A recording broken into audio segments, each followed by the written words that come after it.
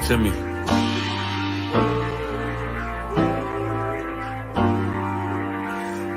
Played the whore on the Lord and served other gods. Remember the days of old, we the lost tribes. They don't believe the Bible, they say a white man wrote it, but still celebrate them holidays from white men, don't they?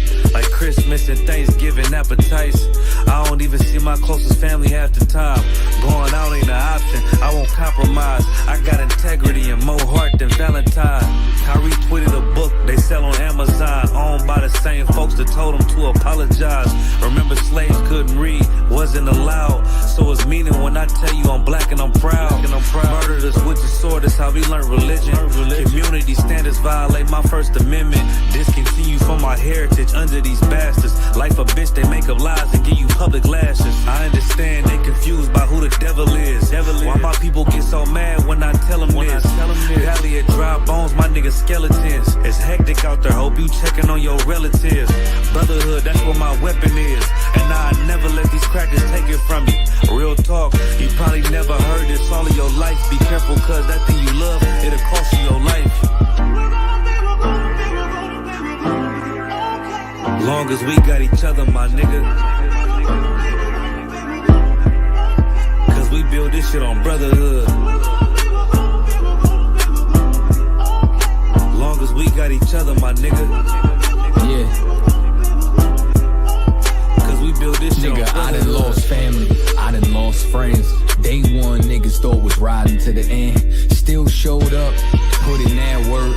Hide behind a smile while I'm walking with this hearse. Some nights I felt alone, most nights I felt cold. Some nights I drove around, I ain't wanna go home. Nigga, I ain't never been, I ain't never fold. Follow orders like a soldier doing what I'm told. Even when the council wasn't making any sense, I ain't never doubted, I just put it to the test. Days I was fucked up and down to my last cent. Reaching in my pockets, only coming up with lint. I'm talking even on the days that I couldn't pay my rent. I put it down for my brothers, ain't spared no expense. If I ever got bent, caused an offense, please forgive you, brother, Lord, that ain't what I meant. See that brotherhood a weapon, fight against deception. When something taken from you, then it's just a blessing. Shorty really loved me, gave me everything she got, and I'm sorry, baby girl, if I ever broke your heart. Man, mistakes that I made, don't know if they'll fade.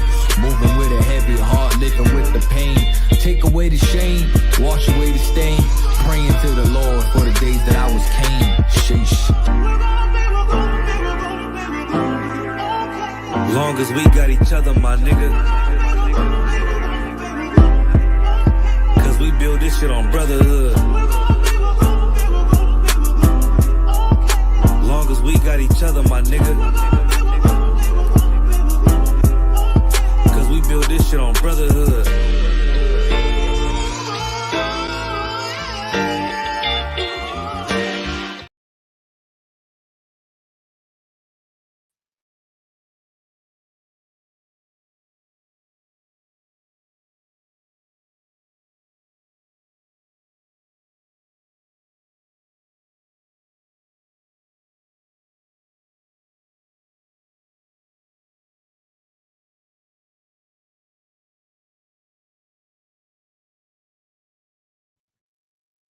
All right, let's try it now. Shalom, shalom. Precinct Captain 10,000 NATAZACH NASHAH, the ISUPK under command of General Yohana, here in Virginia. Biblical scripture breakdown class. Yahweh Ba'Hashem Yahushua Barakatham. Yahweh Shemar Alathan Ba'Hashem Yahushua. To the sisters, we're getting in. Everybody coming in. Most High in Christ. We're getting it on. We're talking about correcting the culture. The culture needs some serious correction. All right, let me know. You should be able to hear me now. There you go. The culture needs some serious correction. We've been fed lies about what it means to be Black, Latino, and Native American. We've been fed lies. We've been fed a bunch of lies, and things have to be corrected. You understand? And that's what we're doing. Part 2 of correcting the culture. We're going to get to where we left off. There's a lot of things that have become culturally acceptable, that have destabilized our entire society. Our society right now as a people is being led solely by entertainment. whatever is to sell money, to entertain, to perform, if it comes at the expense of a song or dance or entertainment, that's not how our life is supposed to function. We go on to Deuteronomy chapter 18. The Lord gave us rules and things about how everything is supposed to function. Like as a people, we are scattered. We are scattered as a people, even in our own same cities, homes, neighborhoods, communities, even in our same families. We are scattered as a people because as a people, we are all looking for a leader. Our people are looking for a leader. That's why we're in everybody's culture. It's why we're in everybody's religion. It's why we are everywhere looking for an identity, a place to belong, a leader, some advisement, everywhere. That's why every religion imaginable can be found amongst our people. And it should not be that way. And the Lord did not set our lives up to be that way. Life was not supposed to be confusing. You understand? Let's see this. The Lord made. All right. So we're going to Deuteronomy chapter 18. You understand? Deuteronomy chapter 18. And we're going to start at verse 15. This is very instrumental. Deuteronomy 18. So like, that's not it. Bear with me just a moment.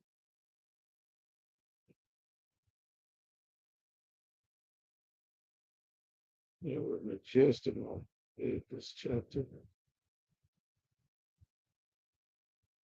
Let me get there.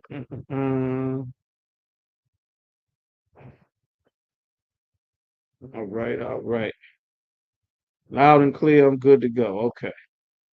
Bear with me just a moment. This is getting up here. That's why it didn't work. Okay. Of course, any questions? Anybody got any questions? Y'all go ahead, type them in so that I can get to them. Once I'm able to get to them, Deuteronomy chapter 18 and verse 15. That's where I was at. Okay. So Deuteronomy chapter 18 and verse 15. The Lord set everything up exactly how it's supposed to go. We are not a people that can be driven by a popular leader. That's not supposed to dictate who is in charge, who runs things, who has a say in our community, in the black community, in the black, Latino, Native American community. Yeah, any and everybody should not have the ability to have say and sway and power over our people. The scripture says, the Most High thy power will raise up a prophet unto thee from the midst of thee. The Lord said he would raise up a prophet. Why does it say the Lord would raise up a prophet unto thee, meaning unto you? When it's saying you, who is the Lord talking about? It's talking about our people, not you personally. It is culturally thought of and accepted that everyone is an individual. That's why we have all these problems in our families, in communities, in marriage, and everywhere, all throughout our society and relationships. The only race of people on the planet where everyone is a goddamn individual, and their individual likes and dislikes and wants is more important than any and everything else on the face of the goddamn planet. You understand? No other race of people functions like this, and that is why every race of people is above us. When we have all the gifts, all the skills, all the talent, all the ability, every nation of people is above us because the Lord gave us rules on how we're supposed to operate. But the culture is anti-God because we learned a Christian subculture that is not the Christianity that our oppressor believes in. We learned this Christian slave culture that is anti-Christ, it is anti-Semitic, it is not biblical, and it is absolutely destructive to the Black, Latino, and Native American man, woman, child, household, family, and community. The Lord said, I will raise up a prophet from the midst of thee. Why? because your leader must be a spiritual leader. That is why every Negro, everyone in the world is trying to sell themselves as some leader for Black people using spirituality. If they want to sell you some crystals, they're going to try to make you think that selling crystals and keeping crystals and wearing crystals is spirituality. If they want to sell you some rocks, if they want to sell you a very expensive vacation trip, like the Arabs, like Islam sells you going to Mecca, paying thousands and thousands of dollars of travel money for tourism to Saudi Arabia to circle Mecca, to circle Allah, that rock in Mecca, who is the head of the religion of Islam. That's why every good Muslim must go there. If that's not the head of it, what the hell you going there circling the rock? It's 145 degrees outside, and they got dead bodies wrapped up in bed sheets all around the circle. That everybody pretending like there's not a corpse right here. You understand? So this we must learn. Everywhere our people are looking for spirituality. The other nations of people is getting high. And our people turn to the spirituality of being, which is where you get your marijuana from. That the world thinks that you have been trained to think that smoking weed is Black and Latino culture.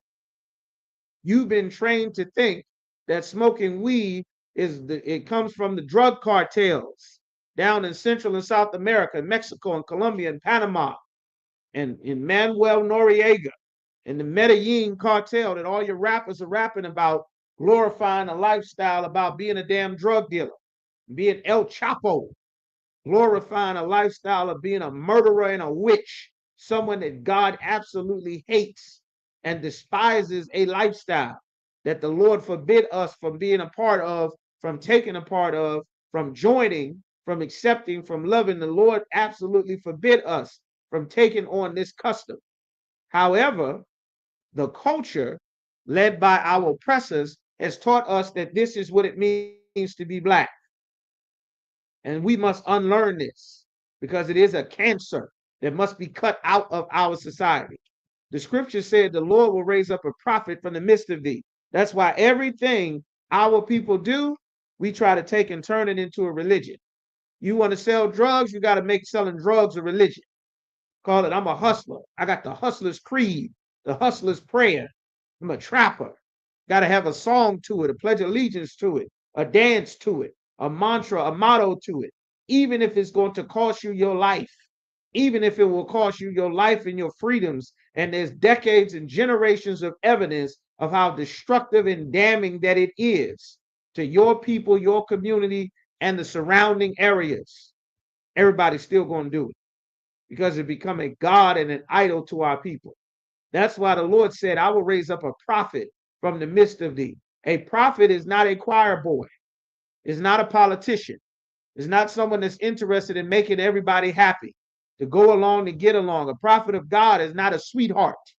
The people were terrified when they saw Samuel coming. They weren't happy to see them. They didn't sing and dance and say, blessed be Jesus, and do your church dances, say blessed and highly flavored and all of that. They didn't do any of that when the prophets came. There must be a prophet of the Lord in charge of Blacks, Latinos, and Native Americans. No one else can do the job for these people of thy brethren. It cannot be another race of people. You cannot go to another race of people. The brothers who thought they were conscious in the 60s, they ran and tried to join the Russians. That's why you heard Public Enemy saying, comrade, comrade. Well, what they didn't know was that the oppressor is the devil the Bible speaks of, whether he's Russian, Jewish, German, Italian, Dutch, Irish, French, Polynesian, Spanish, a Spaniard, a Portuguese. The oppressor is the devil that the Bible speaks of. That's what they didn't know because they refused to come into 1 West 125th Street in Harlem, New York to be taught the proper way. You understand, the proper teachings about God and about how to be a leader of our people. You understand? He said, like unto me, unto him shall ye hearken. You're not supposed to listen to everybody. You're not supposed to listen to everybody. Whoever's popular at the time, that's not who's supposed to have sway over our people. Any rapper, any singer, any dancer, any ball player, any whore, anybody that has some money or wealth to flash around to get influence, our people will follow them. That's why God called us sheep.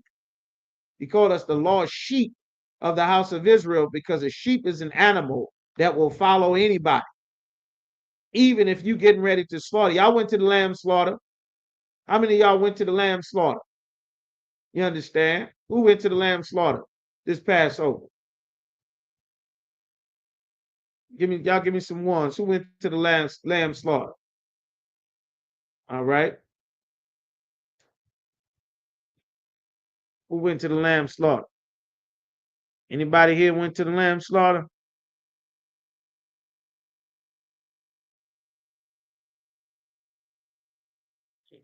All right. Couple went to the lamb slaughter. All right. Yagadar Tawabah went to the lamb slaughter. All right. Most High in Christ, should break it down. Well, those lambs, they'll follow one after another. They weren't trying to bust down the door and flee. They'll follow one after another. Even after the previous 20 lambs got slaughtered, they'll keep going. They'll keep going. You know why? Because there's something about that animal. That's why the Lord called us the lost sheep of the house of Israel. Sheep is not an animal that will be wise on their own. A sheep needs a good, strong shepherd to protect them and fight for them. That'll break a wolf's head open. You understand? You can't get that from any and everybody just showing up saying that they leaders. You can't have that. You understand? But that's what we have as a people right now. Any and everybody saying that they shepherds over God's people. Christ even talked about that. No one is approved to be over blacks, Latinos, and Native Americans except Commanding General Yohanan in the ISUPK. Nobody else is approved by God. Nobody else is appointed by God. You understand? Hey, Shalom, Mark. All right, Yahweh Shem break it down. Shalom, Yahweh Shem break it down. We're getting on correcting the culture part 2. Go to Deuteronomy chapter 18 and verse 18. This culture must be corrected. Salaki, Khan Wakan. This is Deuteronomy chapter 18, verse 18. I will raise them up a prophet from among their brethren. The Lord said, a prophet from among their brethren. The only leader of your people is your people. You cannot go and elect and find a God of another race of people to follow. That's foolish. We must be taught that. Nigga, you are not an Arab. You can't have an Arab God. You are not an East Indian. You cannot worship the East Indians' marijuana, that ganja plant. You done smoked yourself into mental disorders and behavioral disorders. You done smoked your lungs away. You did. For those of you that don't realize, that may not know, smoking anything is not healthy. For all the health benefits that you hear horrible drug addicts talk about from as they use as an excuse to smoke weed. How many people smoking aspirin? Do you get a headache? Anybody smoking aspirin? If anybody gets the flu or pneumonia, are they rolling up pneumonia medication or flu medication so that they can smoke it to get better? No, nobody does that. You'd be a damn fool to do. When your kids get sick, when your kids catch the flu or catch a cold or get sick, do you roll up a backwood and put the damn the NyQuil or the Dayquil in the damn in the blunt so that your kids can smoke it to get better? No, because it's stupid. And you wouldn't do that. They would call it child abuse. They would say you're a fool and try to arrest you for endangering your child and take them away from your care because you don't know what the hell you're doing. You don't smoke anything to get better, dummy. You don't do that. But you need someone to tell you. You need a prophet appointed by the Lord, which we are only in the UPK to tell you that you are a horrible drug addict. You shouldn't smoke anything.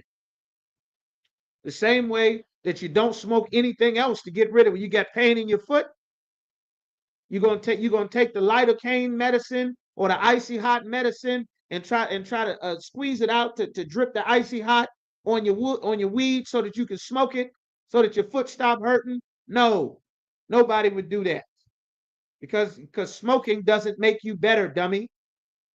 You got a drug addiction, and it's become culturally acceptable for Newports, backwoods, White Owls, Dutch Masters, cigars, blunts, Optimos, Black and Milds. What they smoking now?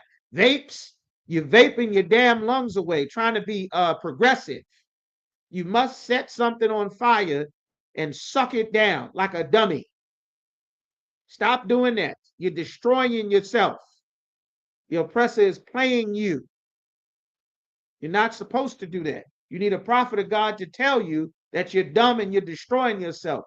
All the smoking you are doing is not only damaging your lungs, which is proven by actual doctors, not people who are allowed to be called doctors in the Black community, that never went to medical school, that are not board certified, that never had to do any test or study, that didn't miss out on parties and fun and their personal beliefs, while real doctors were studying and missing out on all the fun so that they could become a doctor.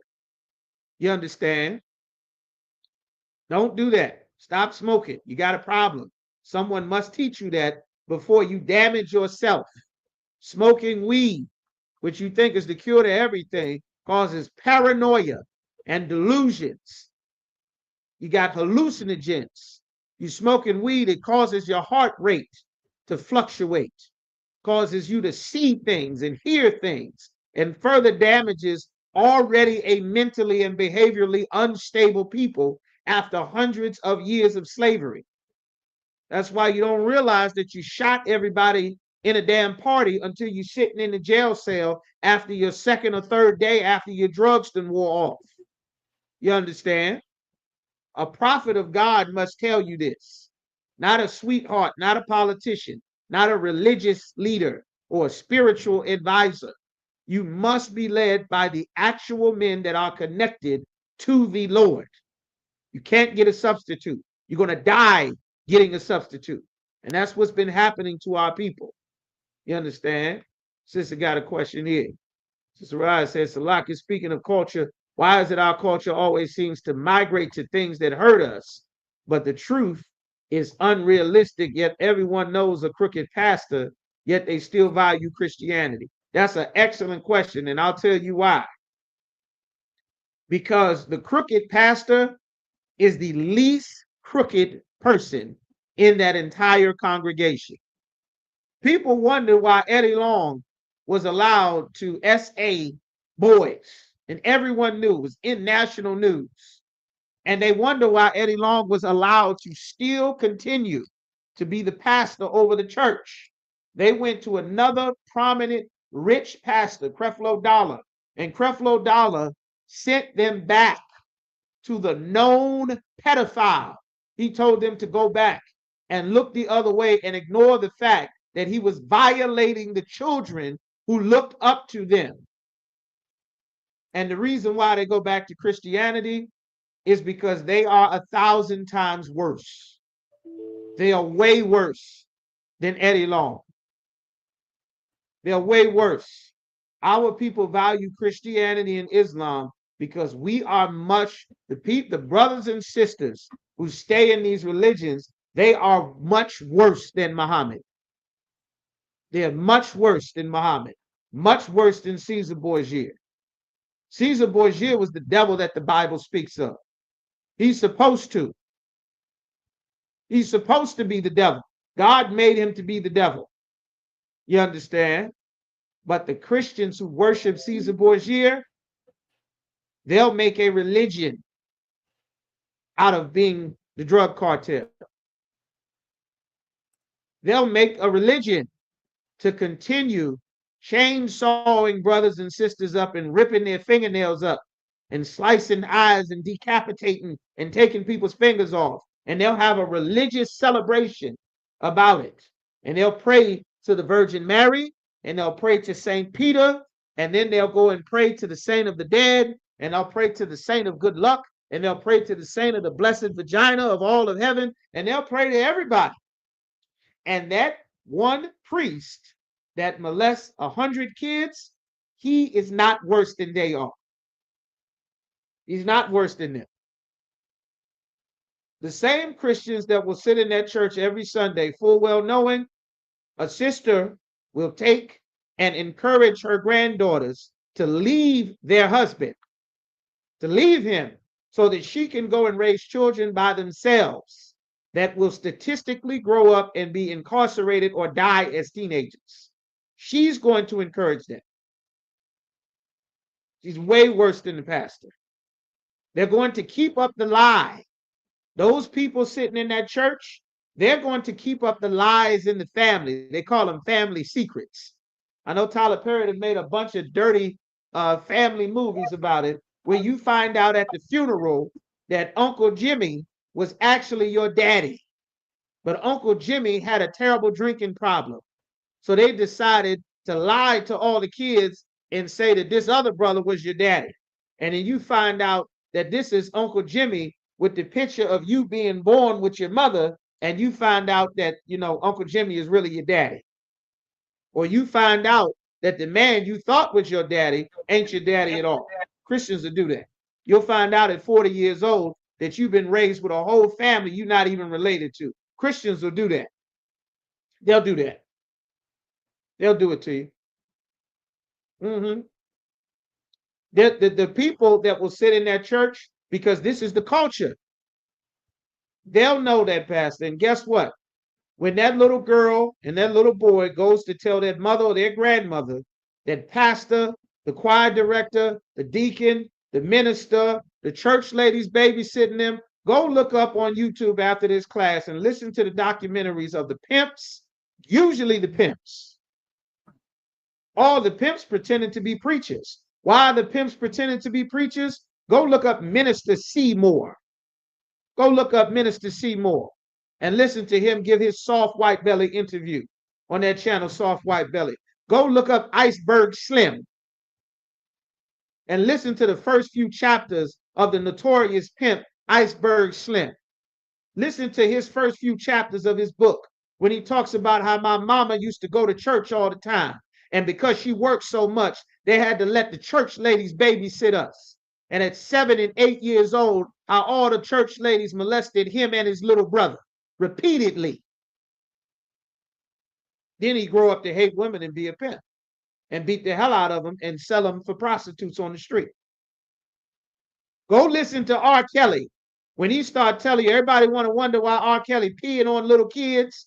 He can only have sex with little kids. Got to chain them up in the basement, all matter of nonsense and evil. Go listen to R. Kelly. Listen to R. Kelly tell you about how those church ladies dealt with him and his brother when he was a little kid, before he grew up to be a sexual deviant that everybody know about, that they knew about. Everyone knew. They knew about Donnie McClurkin being molested in church, and they went every goddamn Sunday. Nobody cared. That's why. They could give a damn. Christians don't have good conscience. They barely have a conscience at all. That's how they raise sons who kill 5 and 6 people and don't really feel bad about it until they get into the jail cell. After TK gets 107 years, that's when they'll feel bad about it. Because the cultures say turn up and gangbang. The cultures say roll up a bunt, light up a Blackwood. The cultures say tell the police come and get me. And then this young brother at 17, 20 years old gets 70 years in prison. The cultures say it's not our culture. It's cancerous. It's destructive. That's why through the spirit of the Most High, Yahweh Ba'Shem Yahweh Shai, you understand, we are destroying the Christian church. Same thing with the Muslim mosque. Muhammad was a notorious pedophile. Notorious. Where it talks about him having sex with the little boys to go and pray with them in that mosque. Talks about having sex with them and spending time with them, and all of his fluid, all that fluid all over his damn outfits after he coming from the prayer at the mosque. And the little girl named Aisha, who he had sex with at 11 years old. The rest of them, they're not worse than Muhammad. They're way worse than Muhammad. because they'll pump drugs into their community and systematically watch a sister destroy herself, a brother destroy himself, peeing on himself, defecating on himself, laid out in the damn street on the sidewalk, teeth falling out, fingernails falling out, destroying themselves, robbing their family, stealing to get their drugs so that they can stay high, getting all manner of evil and illnesses and sickness. But Allah will be done. Nobody give a damn. The Taliban don't care. ISIS don't care. The Mujahideen fighters don't care. Muhammad didn't care. And the niggas shooting up your neighborhood from the West Coast to the East Coast, they could give a damn until Lil Durk is in prison on RICO charges after the 20th murder that OTF is connected to. His whole rap career. Anytime a rap beef get clapped up in a couple weeks, IG comments and a couple tweets, pick a location we can go and meet. Lil Durk was saying that since the early 2010, 2012. Bodies and bodies and bodies. Now he's sitting in prison on RICO charges for multiple murders. After 15 years of rapping and killing every other black man in Chicago. That's why. It's easy. It's not difficult. Because these religions don't give you a conscience, because the heathens whose God it is don't have the conscience that the Lord gave us. You understand? The Lord said, this book of the law shall not depart from you. This is your wisdom and your understanding in the sight of the nations. The East Indians and the Pakistanis are fighting over actual territory that they're going to own and rule and control right now. We've been fighting over territories that get gentrified 1 generation later. The park, they shut down the school, they board up the houses, they tear down the projects, they even changed the names of the street signs. This is why we must unlearn this culture. We got to unlearn it. We must unlearn it so that we can fix what little is left of our people and rebuild the Lord's nation, man. This is why God said a prophet must be leading you, one of your brothers. Can no heathen lead you? How the hell is some Arab, some East Indian going to understand your black and Latino problems? They concerned about the Afghans whose protected status in the United States was there to save them from the Taliban. They're concerned about them. But El Salvador and Honduras and Guatemala and Haiti and Nicaragua and Colombia and Ecuador have been more dangerous than Afghanistan. They've been way more dangerous than Afghanistan for generations. They've been way more dangerous. They don't care about the protected status of Haitians and West Indians and Latinos, because those Afghans are human beings to them. They're a people. That's why the Lord said, you are to have one leader appointed by me, and these rules will make you a people, so that everyone doesn't get looked at as an individual. You will be a nation. And it's much easier to target an individual than it is to fight an entire nation. This is the lessons that the Lord was teaching us. You understand? So hit me with 18 again, where you was reading that. Deuteronomy 18 and 18. That's an excellent question, sister. Khan. So you start from the top? Come. Khan. This is Deuteronomy chapter 18, verse 18. I will raise them up a prophet from among their brethren. From one of their brethren, one of your people. You're going to raise up a prophet from among their brethren. Keep going. Like unto thee. Like unto thee. Just like you. Just like you. Not some stranger. Not Gupta. Not Ahmadinejad. Just like you. Not an Asian, an African, an Arab, an East Indian. Not a white man. They're going to eat what you eat. You understand? They're going to have your same health problems. They're going to have your high blood pressure, your cancer, your diabetes, your poverty, your homelessness. They're going to be running from the slave patrol catchers the same way you ran from the slave patrol catchers. Just like you. Keep going.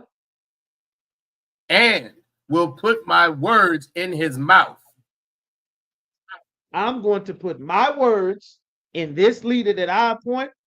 I'm going to put my words. This is what the Lord said. Put my words in his mouth. Meaning when he speak, God is speaking. And everybody don't speak for the Most High. Keep going. And he shall speak unto them all that I shall command him. And he's going to speak unto them what comes from the Most High. He's going to get orders about what to say to you. You listening to politicians that don't know what the hell is around the corner. God knows what's around the corner. He told Moses to tell the children of Israel to put the blood on the doorpost because he was sending the death angel. You don't realize your drug dealing is sending the death angel. You're sending the angel. You aborting your baby, death angel. Being LGBT is sent. The Lord sending the death angel.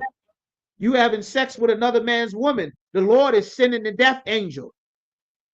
That's why you got to listen to the prophets of God and not some damn politician who will pass legislation to tell you to do things that will make God send the death angel. You understand? Keep going. Verse 19. And it shall come to pass.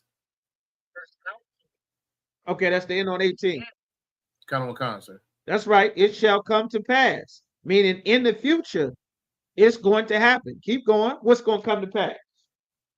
That whosoever will not hearken unto my words, which he shall speak in my name. That whoever decides that they're not going to listen to the instructions that come from me, that I'm telling him to tell you, keep going. I will require it of him. The Lord said, I will require it of him. What does that mean? I will require it of him. That's slang talk. What does that mean? What is God talking about? I'm going to require it of him. Who knows what that means?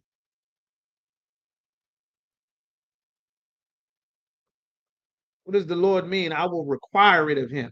What is the Most High talking about?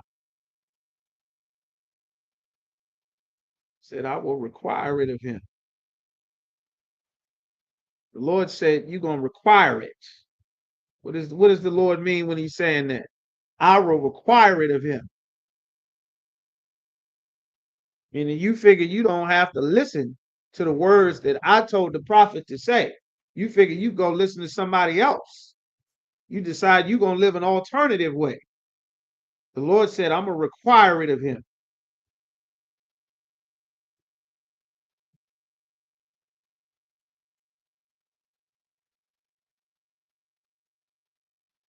Come on, y'all.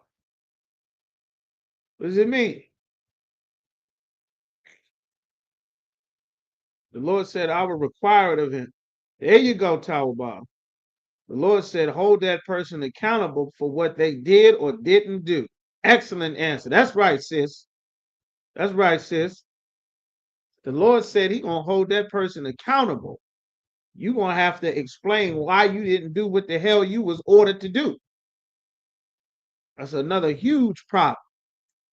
Nobody can tell our people what to do. Everybody does whatever the hell they want. That's why it's 1 million of us sitting in prison right now. There's no rules anybody has to follow.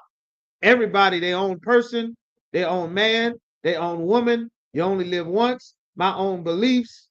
Everybody, a whole race of individuals. While the Chinese set up shop.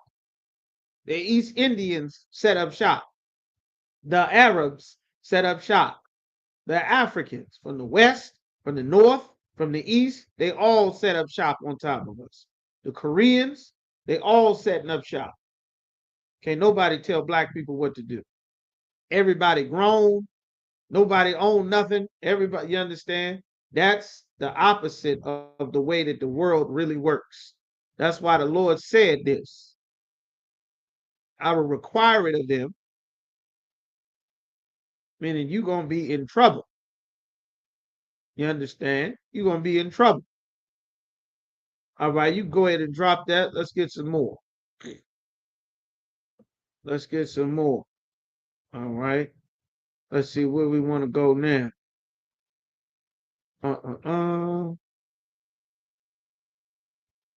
Let's get these laws. These is what some of the laws that get everybody killed. Right here. Take me to Leviticus, the 18th chapter. Leviticus, the 18th chapter. We got to unlearn this heathen culture. No culture comes from our oppressor.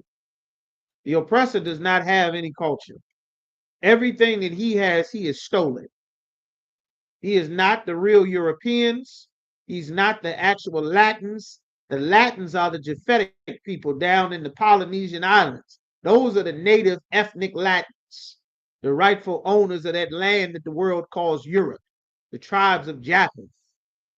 That's down in the Aborigines down in Australia and in the Polynesian islands. That's whose land Europe is.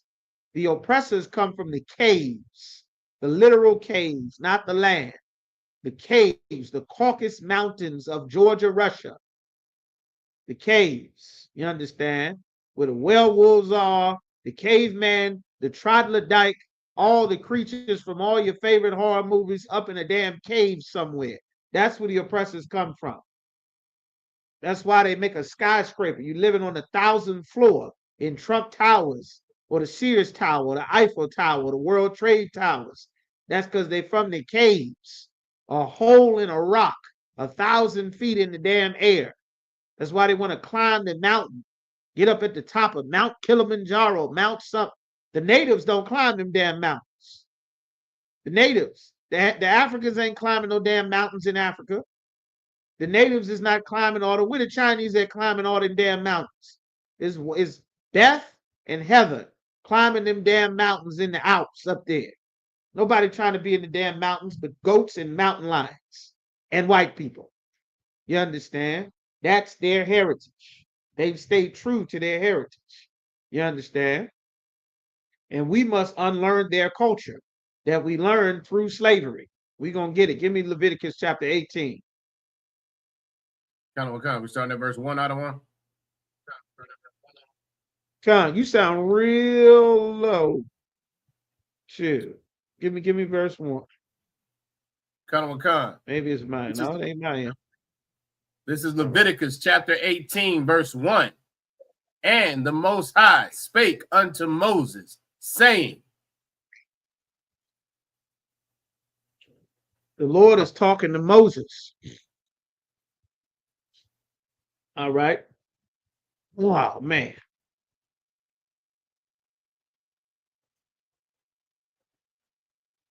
Hold on, because it's something important. Why is it saying, and the Most High spake unto Moses? Because this is very important. Before you go that, hold that, because we need to get this beforehand. That Leviticus 18 chapter, the Lord said that he would raise up a prophet from amongst us. Commanding General Yohanan is that prophet the Lord raised up. One of us, like unto thee. You understand? Hold that where you are and go to Leviticus Exodus chapter 15 and verse 16. Exodus 4 and 15.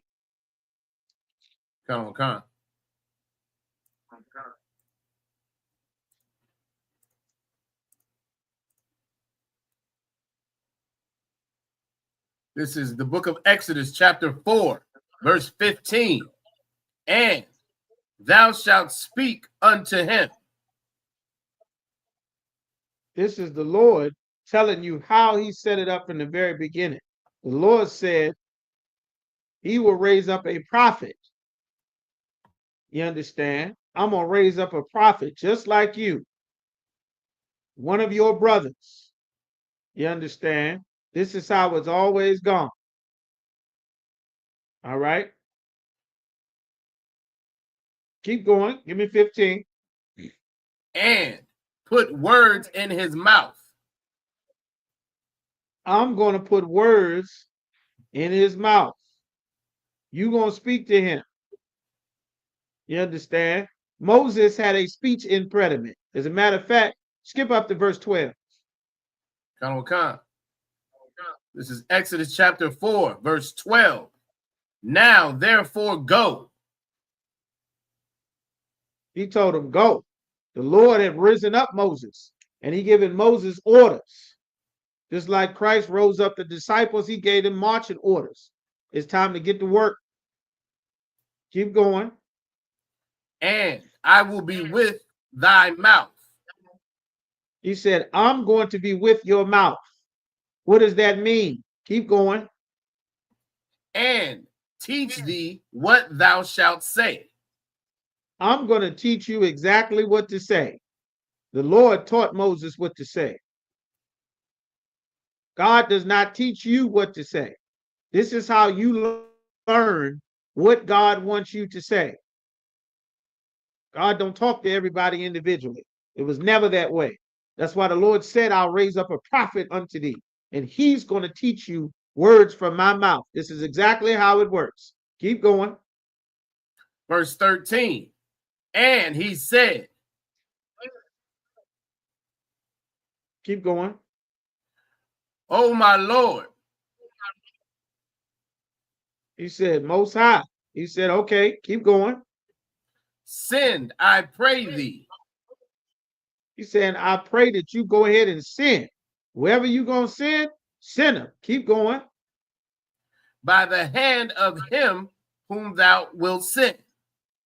Now, what is happening right here? Let's see if y'all understand what's going on. What is happening right here? He's saying, I pray that you send. Whoever it is that you're going to send to do this amazing work, I pray that you send them. Whoever going to do all this you talking about, send them, please. I pray thee. This is something that it can be very difficult to unlearn. And once again, it's the fault of the Christian church. Anything that you mention to Christians, for the most part, the Christian is going to say, what are these things? What do you hear them say the most? What are they going to say when you tell them about something that need to get done? What they going to say? What do you hear? What's their line?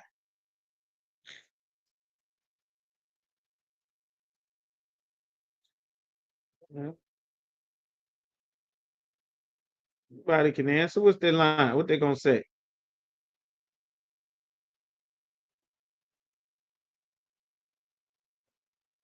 You going to say something, NATAZACH? What they going to say? Salaki, so you said when you ask See a your Christian, lips moving, no sound coming out. Can you hear me?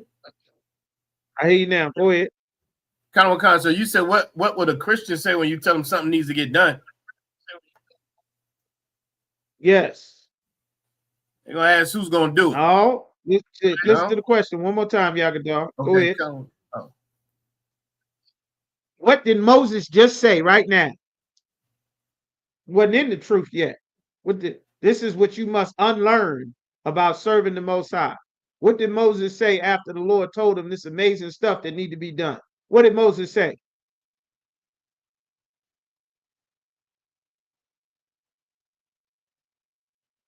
It's right in the scriptures, y'all.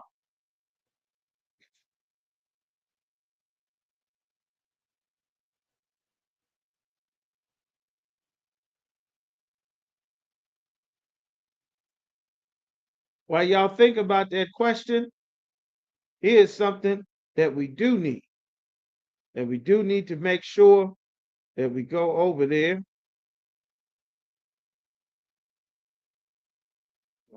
All right. But y'all think about that answer. We need to make sure. Hey, listen, brothers and sisters, man. If you like what you hear, hit the subscribe button, man. Subscribe to this channel. And also, please, go to ISUPK.com and pay your tithe. Drop me some cash so we can move around this planet like we need to, man, and do the things we need to do.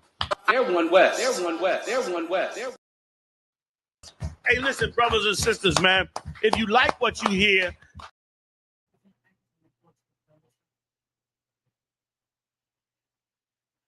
all right. Yes. Who gonna do it? That's one. It's right there in the scripture. You missed it. Read it again. Read the scripture again. Where's everybody at? Everybody signed in. I ain't getting answers from everybody. See, Madabar, who's in here? Bob, only one answer question. Madabar.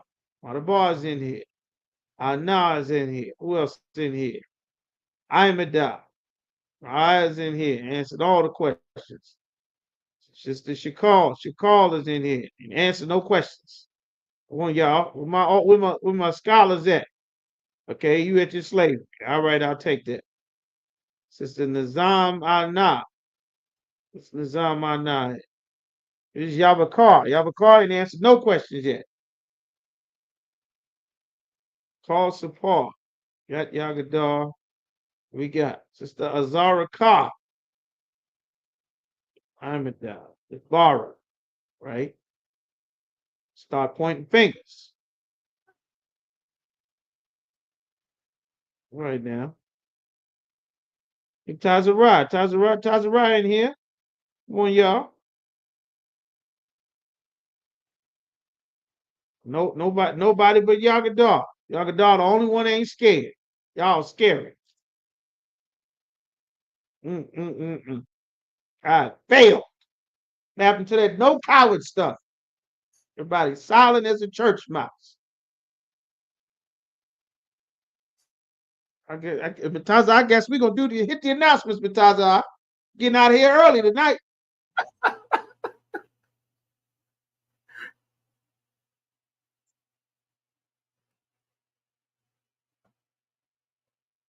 Can you read? Okay, I'll accept that. The water princess Tazarah. Tazarah ain't no coward. There's no coward in Tazarah. Said retype the question. All right, sis.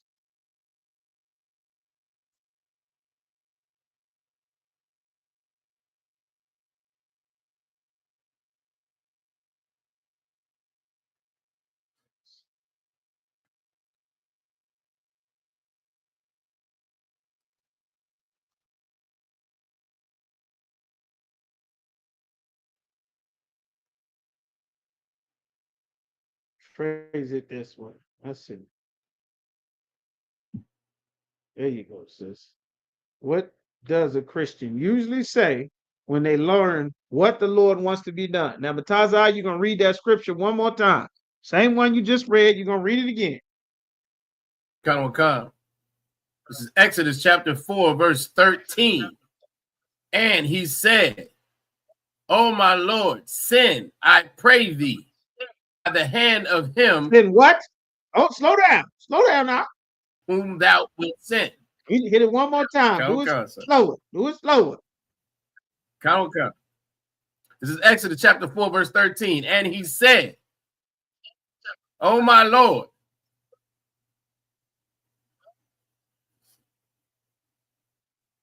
My Lord. My Lord. Go ahead. Send.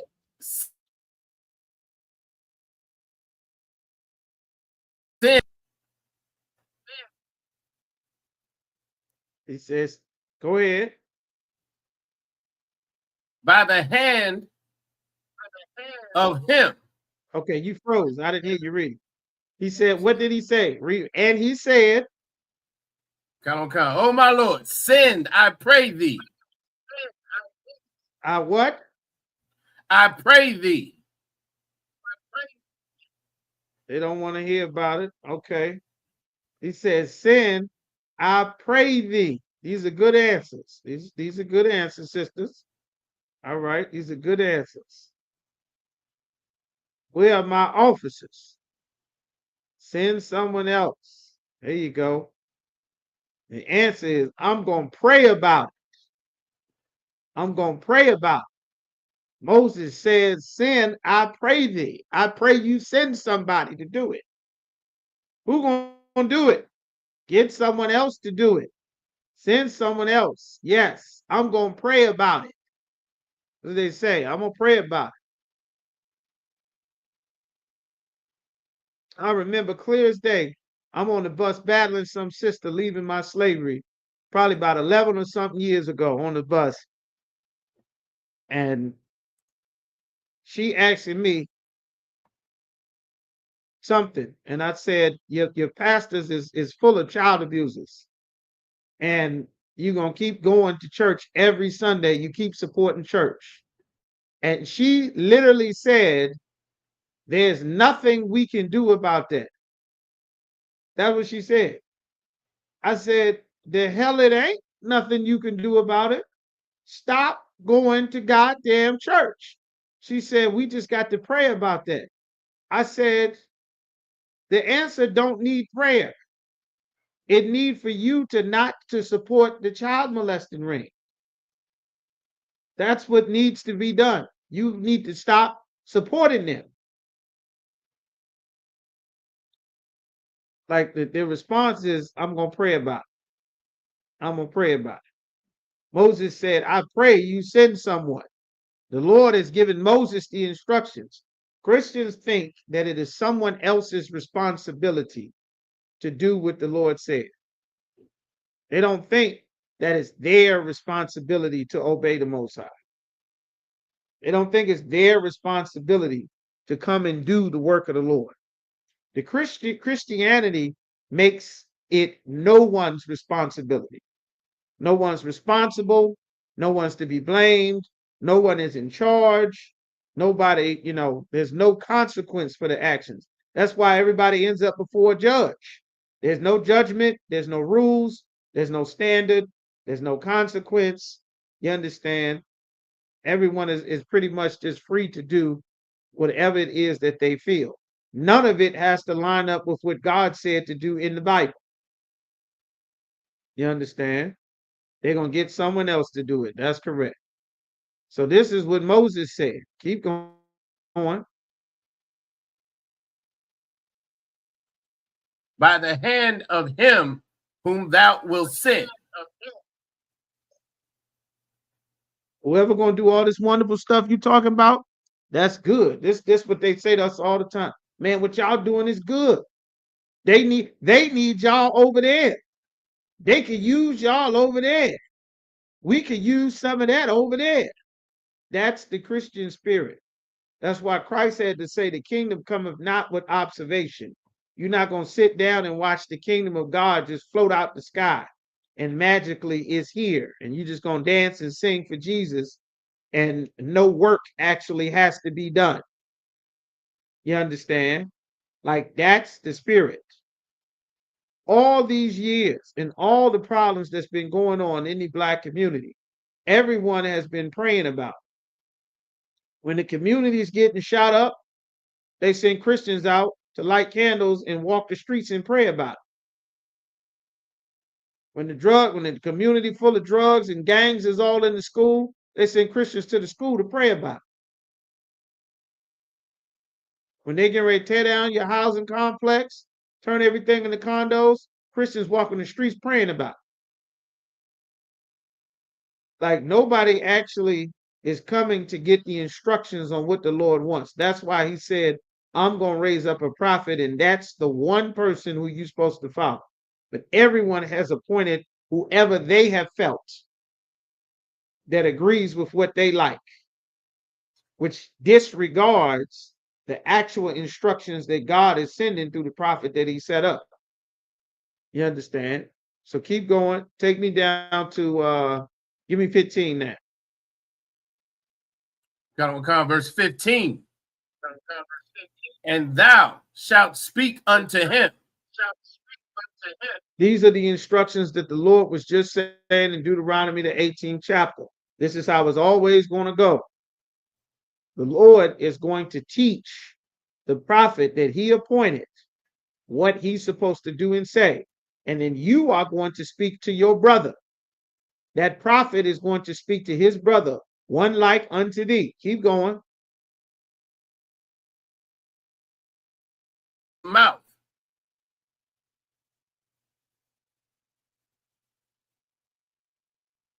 You must be muted. I don't hear you. And put words in his mouth. You are going to put words in his mouth, meaning he is going to say exactly what you tell him to say, because this is what I'm telling you to say. He don't make up his own thing. He don't start saying Shabbat Shalom or Happy Sabbath or Merry Christmas or Salam in the bacon. He's not going to start saying none of that. He ain't going to do none of that because he's supposed to say exactly what I taught you to say. And if he doesn't, he's going to have to suffer consequences for it. This is how it's supposed to be. Everybody will understand if you say something that I don't like and I feel disrespected, then you might have a problem with me.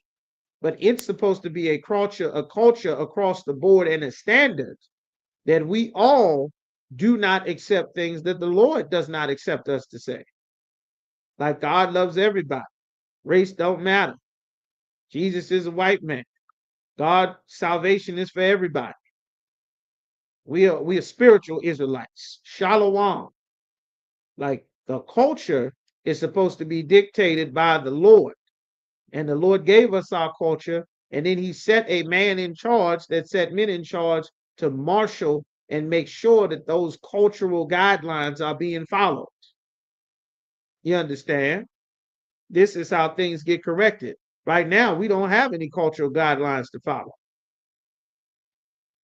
There is no set of rules that your young sons and daughters and brothers and sisters can learn. This is what it means to be black. This is what it means to be Latino. Hell, you can't learn what it means to be an Israelite. Damn Israelite leaders is alternative lifestyle man. You understand? Taking the goddamn foot long in his behind. You understand? It's a mess. Keep going. And I will be with thy mouth. I'm going to be with your mouth because you are going to say what I'm telling you to say to teach him. Keep going. And with his mouth. I'm going to be with his mouth because he's going to say what you tell him to say. And you're going to tell him to say what I told you to tell him. And because he repeats what you say, this is why when you come into the school, we teach you to stop talking. That's first. You don't know what to say. You don't know how to say it. Don't stop talking. This is what you say. Khan Adawan Khan. La sir. It's a spirit. Words are spirits. You don't know what spirits is in your words. You don't know how it works. You'll say the wrong thing. You'll do the wrong thing. That's why you come in, you will be taught discipline. Yahweh Shemar Alathan by Hashem Yahweh Shah. You will bow your head. You will salute properly. You will cover your head because there's a spirit that is being fostered in you so that things can be done the proper way that the Lord wants them done. They don't have this. The spirit that's on sisters now is to be a man. Glorilla talking about she the realest nigga. She jumping in people's faces, waving their finger and all of this and starting into fights and rapping about that she got her Glock and all this, and then get knocked upside the head with a 103-pound self. And then make a sad song about he put his hands on me. Stop jumping in niggas' faces. You're not a man. Don't do that. Don't go beating and hitting on no sister. Don't do that. Don't go jumping in no man's face either. That's not how a woman is supposed to be. That's wrong. That's out of pocket. The Lord don't respect that. We got behavioral instructions from the Most High. God said a shameless woman shall be accounted as a dog, not a good thing. You understand? A dog, a bad bitch, then become beloved. She the star.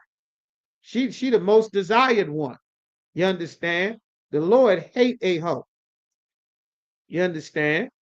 He against that. That's why you end up getting shot in the damn car.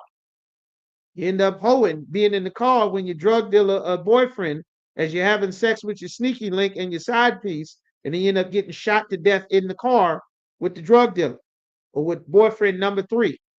You end up getting killed at the cookout. You catch a stray bullet at the concert.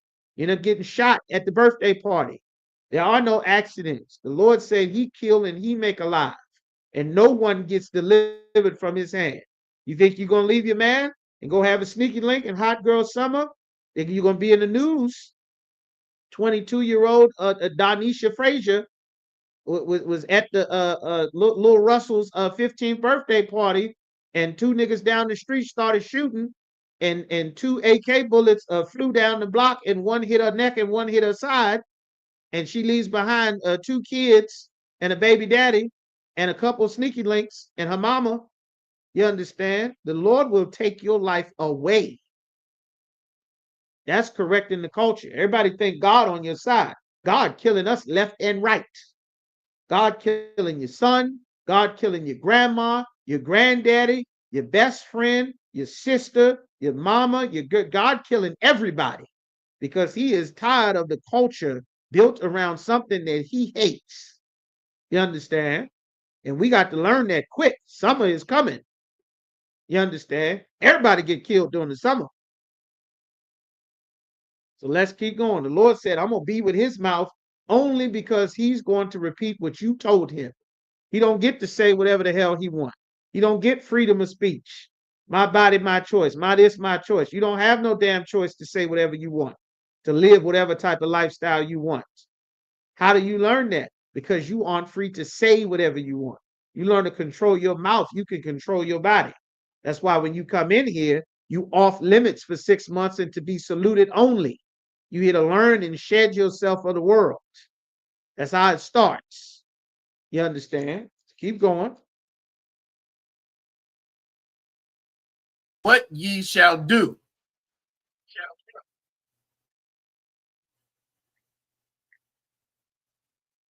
He's supposed to do the instructions that you gave him. You and him are not equal. He's not equal to you. That equality demon is garbage. There is no equality on the earth. Everybody thinking everybody equal. There is no equality on the earth. Ton of brothers and sisters get at a traffic stop and think that they equal to the law enforcement officer that the white man gave him a gun and a license to take lives away. And you on the street trying to argue with him like you arguing with a nigga over the football game. Arguing with Freddy Krueger. You understand? And Jigsaw at the damn traffic stop. End up getting yourself killed and shot up in pepper spray. The Lord said you go in the midst of traps. There's traps set for you all throughout the city. You got to learn that. You got to learn them as soon as possible because they are without mercy. You understand? Keep going. Verse 16. And he shall be thy spokesman unto the people. He's going to be your spokesman unto the people because these men he's going to be set up to repeat the instructions that you are giving him from me. I'm not telling him a goddamn thing. The Lord don't talk to none of you. The Lord ain't told you nothing. The Lord ain't told me nothing. The Lord didn't tell your mama nothing. The Lord didn't tell your preacher nothing. The Lord told Commanding General Yohana. Commanding General Yohana told the generals under him. Those generals taught the captains taught the officers are teaching you. You understand? That's how it works. You're not hearing from God in your special mind and God giving you revelation. God ain't told you a damn thing. You don't have no intuition. A ton of women, because of that Christian church, figure they got some intuition connection to God. And God tell them everything except what's the lottery number, how to retire early, how to make more money, how not to get robbed and scammed when your car need to be fixed, when your brakes need to be changed, when your oil need to be changed, how to change the battery in the smoke detector, how to keep your son out of jail, your daughter off the stripper pole and OnlyFans, keep your kids out the street. God don't never tell you none of that important stuff. God just there to give you intuition to tell you when to boss a man around. You understand? All that stuff is fake. It's a bunch of damn scams that TD Jakes, who is an alternative lifestyle man that stepped down from being the head pastor of his mega millionaire church conglomerate worldwide, because all the nasty things that he been doing with the Molly flavored baby oil at the goddamn Diddy party with the Molly baby oil, you understand, up at the Diddy mansion. So he steps down now, but he gonna keep all your money. Best believe you ain't getting that money back. Just like Glorilla Hebrew, he ain't giving you that money back. He ain't stepping down from that money you sending in them donations. After, just to show you furthermore how evil it is, after being exposed by his own best friends and his woman, that he letting his woman take a fake rod to his behind by his request, and selling his woman on the damn internet. You understand, like a pimp sells a hoe on the street. After confirming it with multiple sources, including himself, after confirming it, they still choose to follow him. That's because they're worse than he is. That's how they would appoint his leader.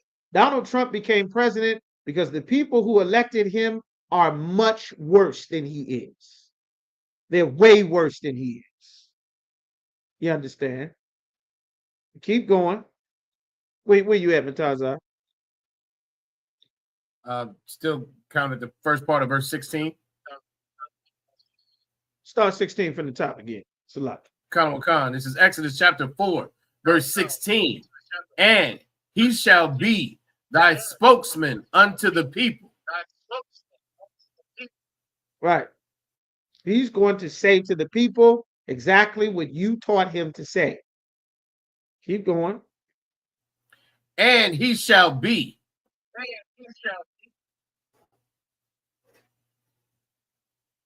Keep going. Even he shall be to. You're breaking up. You got to do it again. And he shall be. Even he shall be to thee instead of a mouth. Instead of you using your mouth, he's going to be the mouth for you. This is how the word of the Lord gets spread. Everybody is going to be required to say exactly what you tell them to say. We are all learning exactly what the Lord told Commanding General Yana to say. That's what we're learning. You're not learning anything different. You're not learning what I made up. You're learning what the Lord told Commander General Yohana to make sure that all of us are taught. And you had better say exactly what I say. And I had better say exactly what he says. And no one had better say anything different that is not what he says.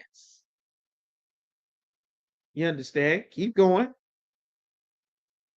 And thou shalt be to him instead of God. And thou shalt be to him what? Instead of God. Instead of God. What does this mean? This means that he does not have a personal relationship with God. You don't have a personal relationship with God. Your mama, your cousin, your preacher granddaddy, nobody has a personal relationship with God. God has always dealt with one man. And that one man has had instructions to set men up underneath of him and teach them thoroughly to repeat the exact instructions that the Lord gave to him. And then everyone under them all say the same thing. And then instead of everyone thinking that they're talking to God and God is talking to them, we are all going to say the same thing and not have a relationship with God. This lie, BS garbage of God knows my heart, we all believe and serve God our own personal way, that is the absolute number one biggest cancer in the Black, Latino, and Native American community. It destroys our families. It destroys our communities. It destroys our agriculture. It destroys our finances. This individuality garbage that stems from everyone having Jesus on the main line, tell them what you want, that is a cancer. It is not real. It's why your drug addict uncle will say, can't nobody judge me but God until he smokes himself into a heart attack, is why your alternative lifestyle cousin is going to continue to get his back tore up until he dies of AIDS. You understand? It's why your drug dealing nephew is going to continue dealing drugs until he gets 1,000,000 years in prison or 10 bullets in his face. You understand? Because God knows my heart. Nobody can judge me. It's me and God. We got a personal relationship. All of that garbage nonsense that we learned from our mothers, who everybody swears represents God, which a woman cannot represent God in the Bible, that Christian preachers like the alternative lifestyle power bottom TD Jakes has taught the black community, woman, thou art loose, you don't need no man. That garbage has ruined our people. And it's not biblical. Instead of God, you don't talk to God. You come to class to learn what God is telling you. You learning what God is saying right now in this class. You're hearing from God. No private message, no special message, no special secret that you got that nobody else knows about. That Jesus, last night deep in prayer, the Lord revealed this to me in my heart when I was talking to Jesus. Every pastor said that in December 2019. They said, you going to be blessed. God got a blessing. Everybody going to be blessed. This the year to get super blessed. You going to get double and running over. And in 2020, COVID began. Everybody died, whole planet.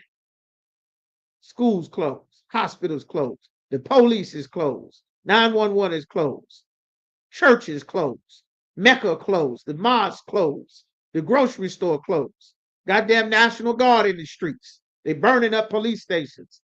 Your pastors are liars. And we must all learn that and unlearn the lies that we've been taught for the culture. You understand? All right. So you can go ahead and drop that NATAZACH. Now we want to go back to where you were in Leviticus, the 18th chapter. Come. This is the book of Leviticus, chapter 18, verse 1.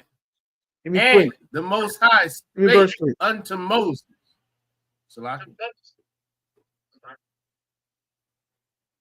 The Lord spake unto Moses, saying, these instructions the Lord has given. Go ahead, give me 2. You can keep going. Come. Verse 2. Speak unto the children of Israel.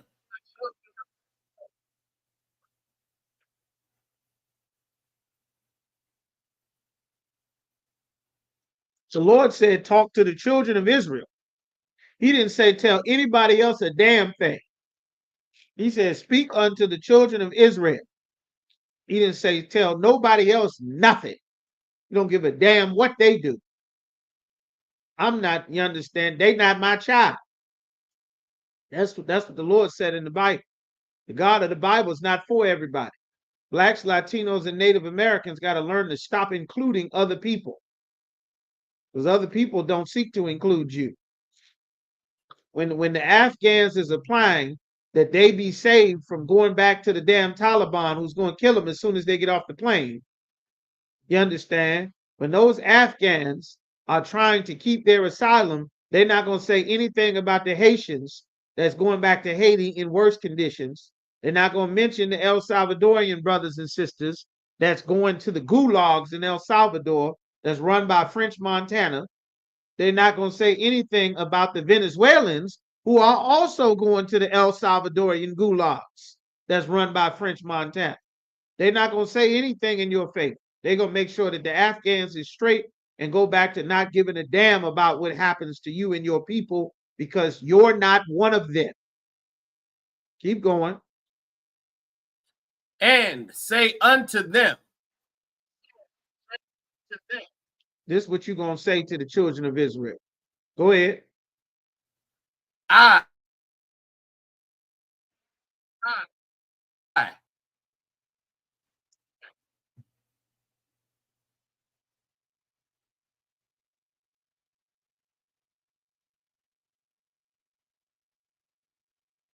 You're breaking up real bad. Say unto them what?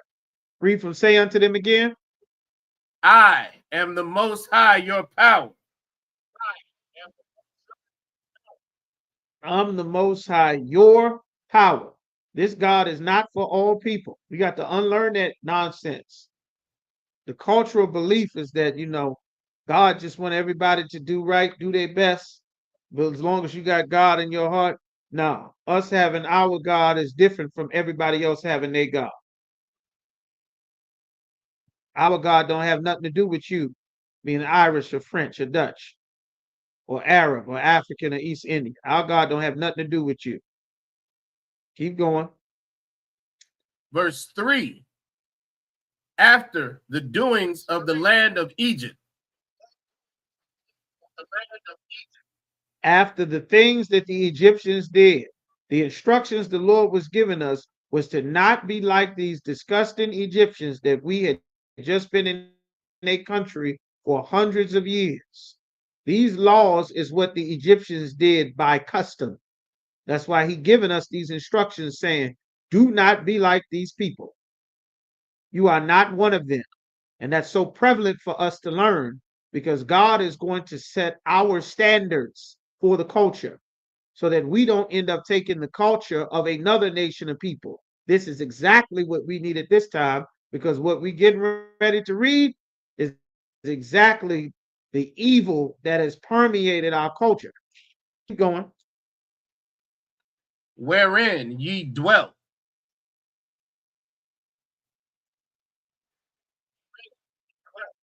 You lived in Egypt. You lived in their land. Don't do any of their customs. Keep going. Shall ye not do? You better not do these things. This is not your customs. Keep going. And after the doings of the land of Canaan.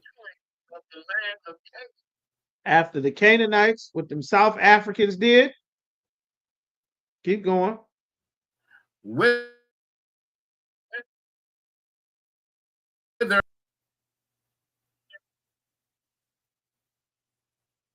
You breaking up very bad. I'm not hearing anything. You might need to go out and come back in.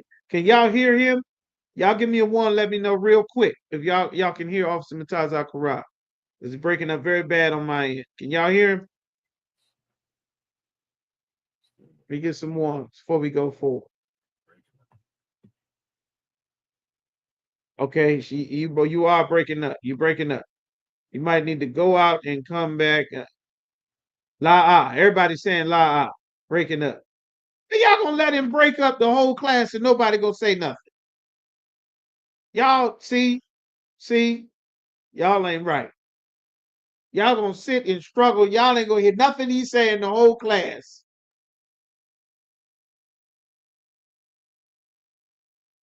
All right, nobody can hear you. I guess they're reading your lips. The water is breaking up. It's the water, sister. All right. So it wasn't breaking up the whole class. All right. All right.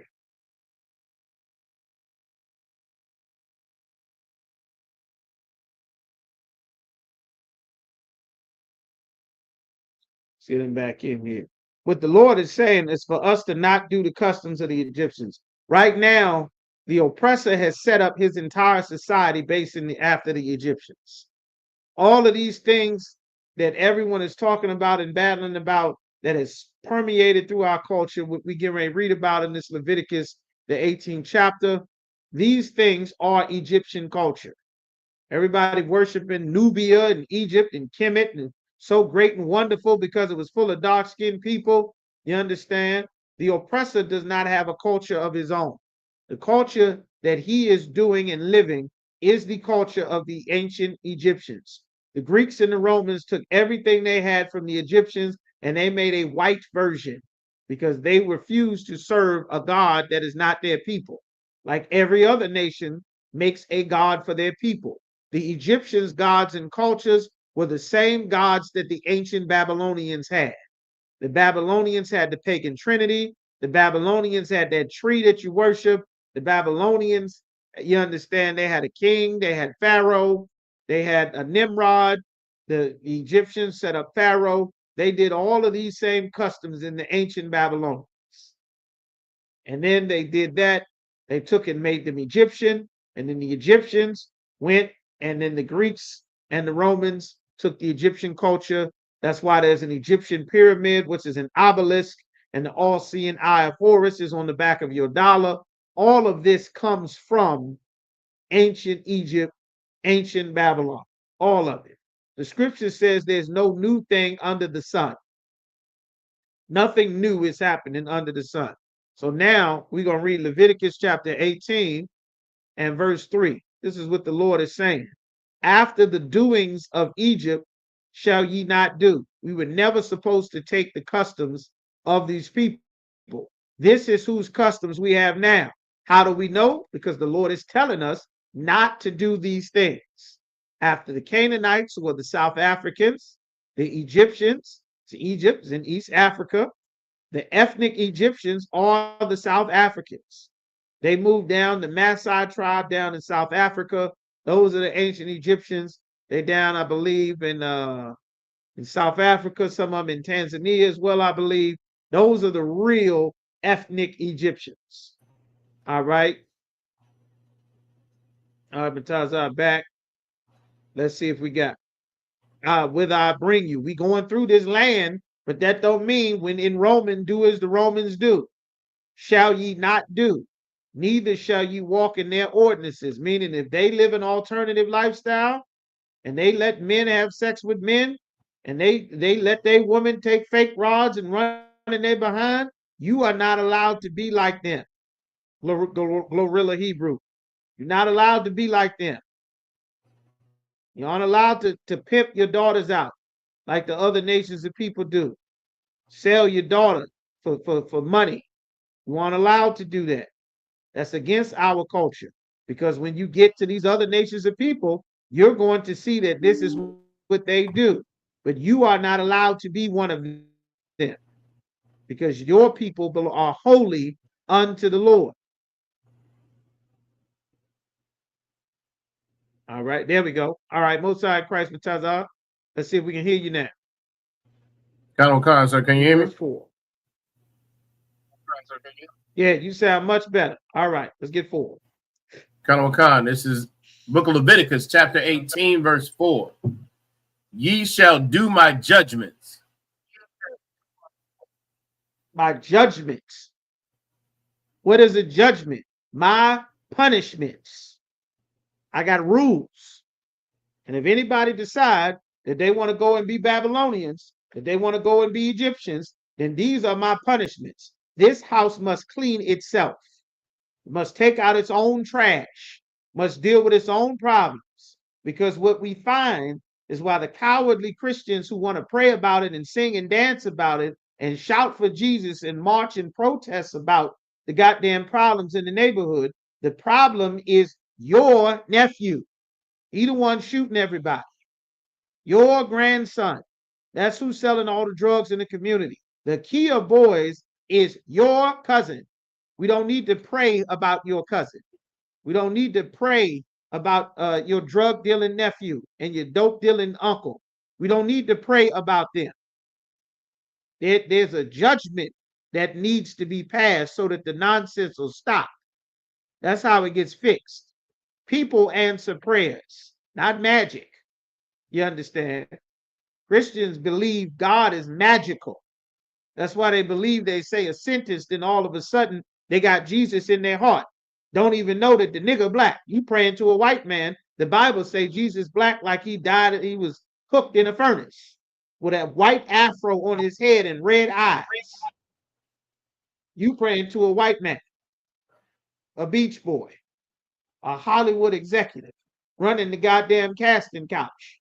That's who you praying to. Harvey Weinstein. That's Jesus for you. You understand? So what did the Lord say? Ye shall do my judgments. You're going to keep my judgments, the rules that I set up, and the punishments for violating them. That's what you're going to do. Keep going. And keep mine ordinances.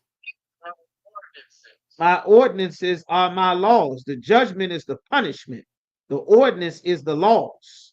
This is what you're going to keep. You're going to go through there. You're going to see men in dresses. These men going to be in dresses. They're going to be switching and shimmying with a broken back and a bent wrist and a purse, just like your daughter. But you better not accept that, because that's not your life. We got judgments and an ordinance that you are not allowed to accept. I don't give a damn if every city you go through, you going through the land of Canaan, you are not a Canaanite. Everybody want to talk about Africa. They want to worship Africa every Black History Month, every Juneteenth. You want to wear some Africa clothes. Hollywood makes some Africa movie. Black Panther, Woman King, and you all the way African. Soon as they drop a damn movie. Well, this is what the real Africa is. Before the white man's missionary came to steal all the resources, bringing some form of civilization with the Christianity that they derived from our rules, so that we can have a higher functioning society other than barbarism, which is running rampant in a heathen's world.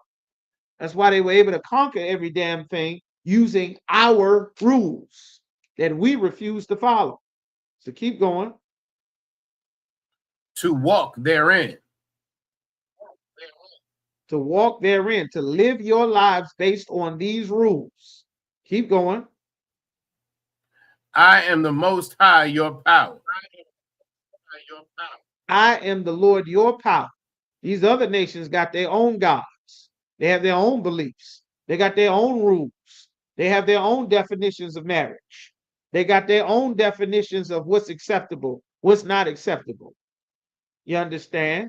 They got their own ways of dealing with men and dealing with women.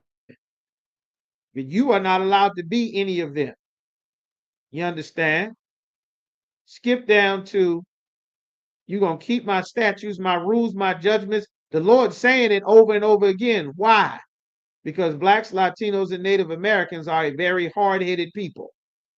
And if you don't keep telling our people repeatedly, over and over and over again, as soon as we get into the wilderness, they're going to forget about the Lord delivering us from Egypt, and they're going to turn around and want to go back. That's the sheep. 2 sheep just got slaughtered standing right here. These other sheep, they're going to just take a few steps over here. And then look around. The next thing you know, one of them going to get dragged out the pen. He's going to get strung up. He's going to be looking around. The buddy's going to be there looking. Damn, they got Donnie tied up there. You hear Donnie getting his throat slit. They bleeding Donnie out. Donnie hanging up upside down. Kazak and Captain Akkad stripping the fur off of Donnie, taking the organs out. Then they're going to open the corral. Are they going to run away? No. They're going to go that way. You're going to go grab another one up. Here come Ricky. Ricky getting slaughtered. They sheep. They're not smart enough to do what's in their best interest. You, Black man and woman, Latino, Native American, you are not smart enough to do what is in your best interest. Feminism is not in your best interest. Drug dealing is not in your best interest. Gang banging is not. How many young brothers is going to get arrested on RICO charges?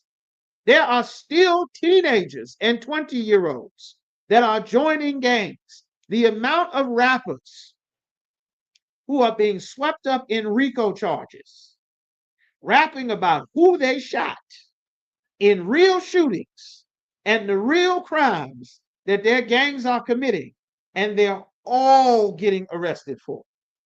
The battle rappers, the regular rappers, the successful rappers, the young rappers, the old rappers, their uncles, they are all simultaneously going down with RICO federal criminal charges. From Young Thug to Lil Durk to K Flock from New York to the Gangster Disciples to all the Bloods, every city and state, 20, 30, 40 years old, teenagers, everywhere. Nobody is learning the lesson. Nobody. You are not smart enough to do what's in your best interest. You have to be put under the authority of the prophet that the Lord set up. Otherwise, 1 million of your people will all repeatedly do the same mistakes, generation after generation, and you will all meet together in prison. We all gonna meet together in prison without following the prophet the Lord set up. There's traps everywhere. You understand? This is how we correct the culture. We already went to Islam. We already went to church. You already tried to be Africans and made Kwanzaa. You tried being a Moor and being Moorish science. All of that led you to meet together at the courthouse. Everybody meeting at the courthouse. I'm a sovereign citizen. Oh yeah? What are you? I'm a 5%er. Oh yeah? What are you, brother? Well, I'm a blood. Well, what are you? I'm a Nuwapian. I believe in Egypt and the planet Risk. Well, you know, the Honorable Elijah Muhammad, what's today's mathematics? God, perpendicular on my square. You know, and Yaqub and the big head Yaqub, and we made the science. All of them niggas in jail together. All of them in jail. None of it works. None of it. Bambata's in jail. Polite is in jail. Dr. York is in jail. You understand? Big U is in jail. They're all in jail. El Chapo is in jail. You understand? They just did another raid. They arrested like 40 Latin kings in Florida somewhere. They all going to prison. The Trinitarios is all in prison. The Zopound, the Haitian gangs is all in prison.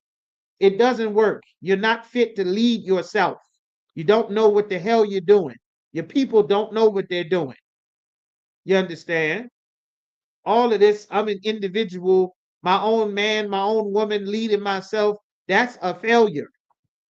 The Lord had warned us about that nonsense. The culture must be corrected on that. The Lord said, do my judgments and my commandments to walk in them. I am your power. You understand? Give me verse 6.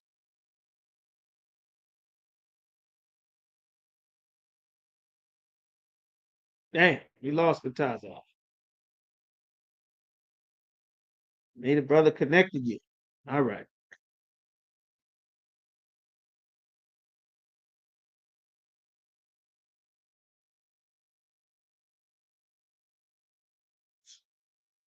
The Lord said, don't be like these other nations of people. Leviticus chapter 18 and verse 6. The Lord said, none of you shall approach to any that is near of kin to him to uncover their nakedness. I am the Most High. You are not allowed to uncover any of your near of kin. What is the Lord talking about? The Lord is going to be very descriptive so that you learn these things that the other nations of people do not care about. The nakedness of thy father. What is the nakedness of thy father? We get ready to find out. The nakedness of thy father or the nakedness of thy mother, thou shalt not uncover. You understand? She is thy mother. Thou shalt not uncover her nakedness. You are not supposed to see your mother's nakedness. You are not supposed to see the nakedness of your father. You understand? A lot of you Christians like to teach body positivity to children. When you're showering with your goddamn to be separate, not teaching to be holy. You're teaching evil lessons to your kids full of silly Greco-Roman, Christian, Egyptian, Babylonian philosophies. You understand? Everybody is not supposed to see your nakedness, the nakedness of thy father's wife. Why does it say your mother and then it say your father's wife? It says that because your father may have other wives that is not your mother. Your father may have several wives that is not your mother. You are not allowed to have sex with your father's wife. You aren't allowed, whether she's your mother or your brother or sister's mother. You are not allowed to do that. It is thy father's nakedness. That nakedness is for him. It's not for everybody. It's not for you. You understand? The nakedness of thy sister, the daughter of thy father. You are not allowed to have sex with your sister. You aren't allowed to have sex with your father's woman, with your father's wife, whether she's your mother or not, because the Egyptians will do that. The East Indians will do that. You aren't allowed to do that. Somebody said, I'm breaking up. The water. I'm breaking up. Hold on now. I'm breaking up. Y'all give me a one. Let me know if you can hear me. Y'all give me some ones if you can hear me. Let me stop. Sister said I'm breaking up.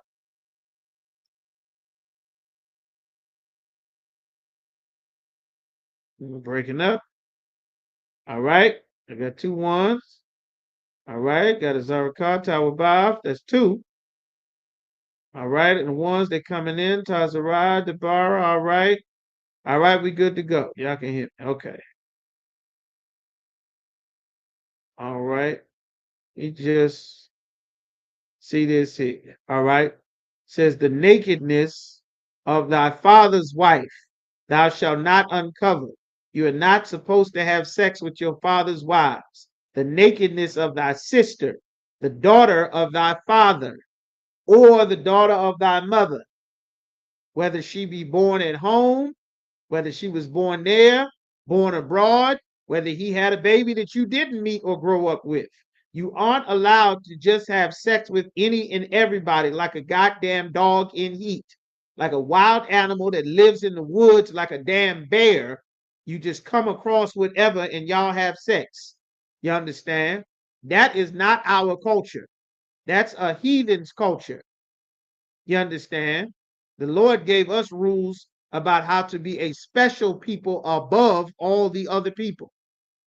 He gave us strict rules. Thy daughter, it says, the nakedness of thy son's daughter. Who is your son's daughter? Your granddaughter. The nakedness of thy daughter's daughter. Even their nakedness thou shalt not uncover. You are not allowed to have sex with your grandchildren, because the Egyptians and the other nations of people, they will do so. For theirs, you understand, the nakedness of thy father's wife's daughter, your in-laws, begotten of thy father, she's your sister. Thou shalt not uncover her nakedness. You cannot have sex with her. Thou shalt not uncover the nakedness of thy father's sister, your aunt. She is thy father's near kinswoman. You can't have sex with your aunt. You aren't allowed to. Thou shalt not uncover the nakedness of thy father's brother, who is your uncle. Thou shalt not approach to his wife. She is thy aunt. If your father's brother have 2 or 3 wives, or 4 or 5, you don't get to have sex with any of them. Not your cousin, not your niece, not your in-laws. You are not allowed to have sex with your father's kids, your father's wife's kids. You understand? These things are in the Bible. She is thy son's wife, your daughter-in-law. You don't have sex with your daughter-in-law. You're not an Arab. You're not an African. You're not an East Indian. You are not allowed to be a damn animal. Thou shalt not uncover her nakedness. This is what it's talking about. Thou shalt not uncover the nakedness of thy brother's wife. She is thy brother's nakedness. That tail is for him. You don't get to have sex with his woman. That's not your woman. You understand? Thou shalt not uncover the nakedness of a woman and her daughter. You can't have sex with a woman and have sex with her daughter. A threesome, a orgy. You cannot do that.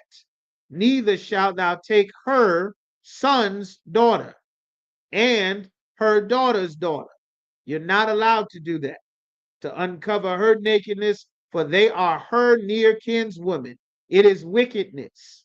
Neither shalt thou take a wife to her sister. You cannot have sex with a woman and her sister to vex her.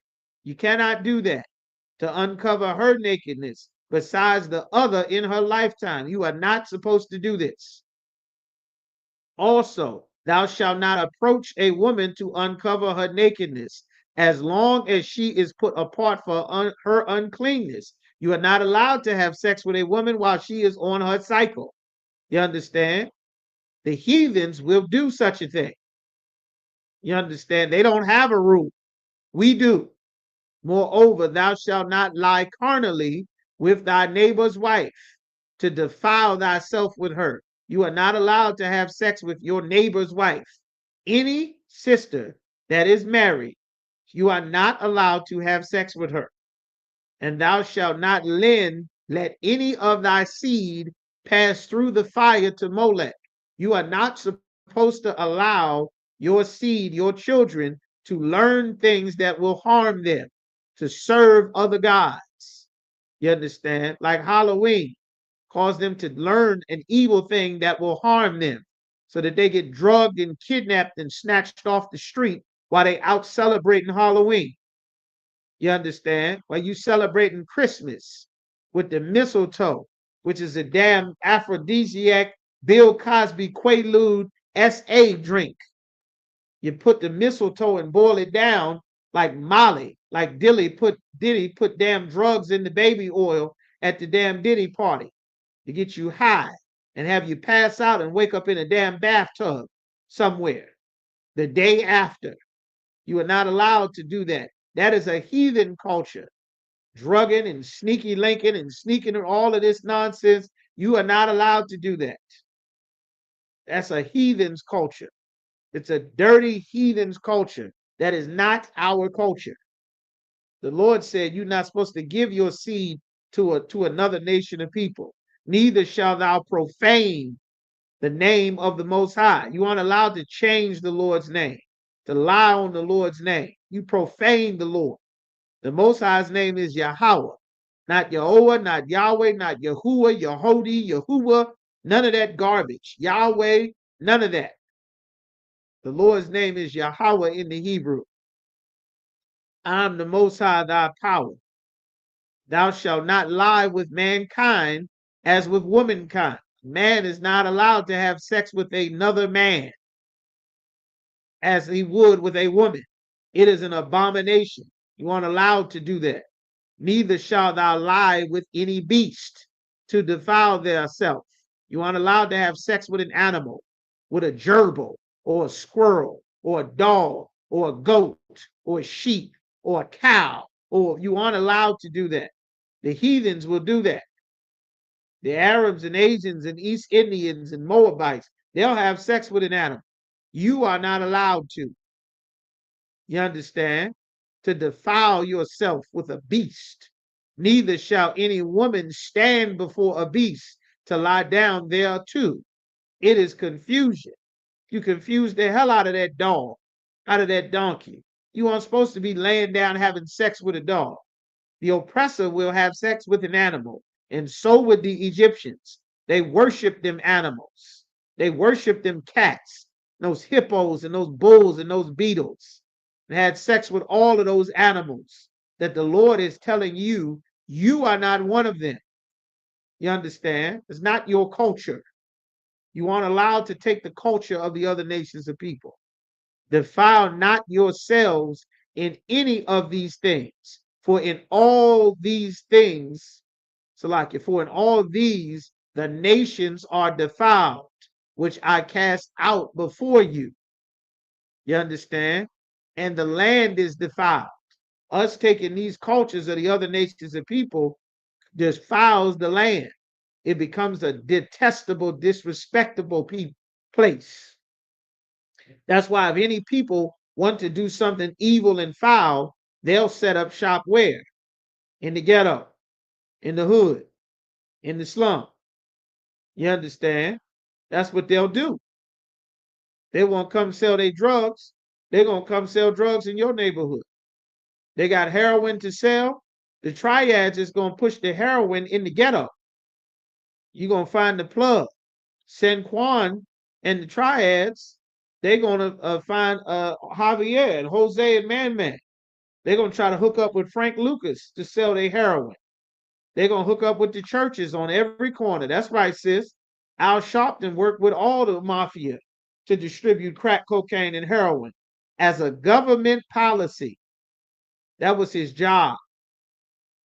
And the churches on every corner. The Christian church don't teach you. All your goddamn sleepover and your church parties. You understand? This is an evil place. And unless we get out of this silly, foolish Christian custom or culture, we will never learn the rules that the Lord gave us to avoid us living our lives like heathens. to avoid getting the damn monkeypox, because the devil that the Bible speaks of tell 2 men and 2 women that they can lay down and have sex together.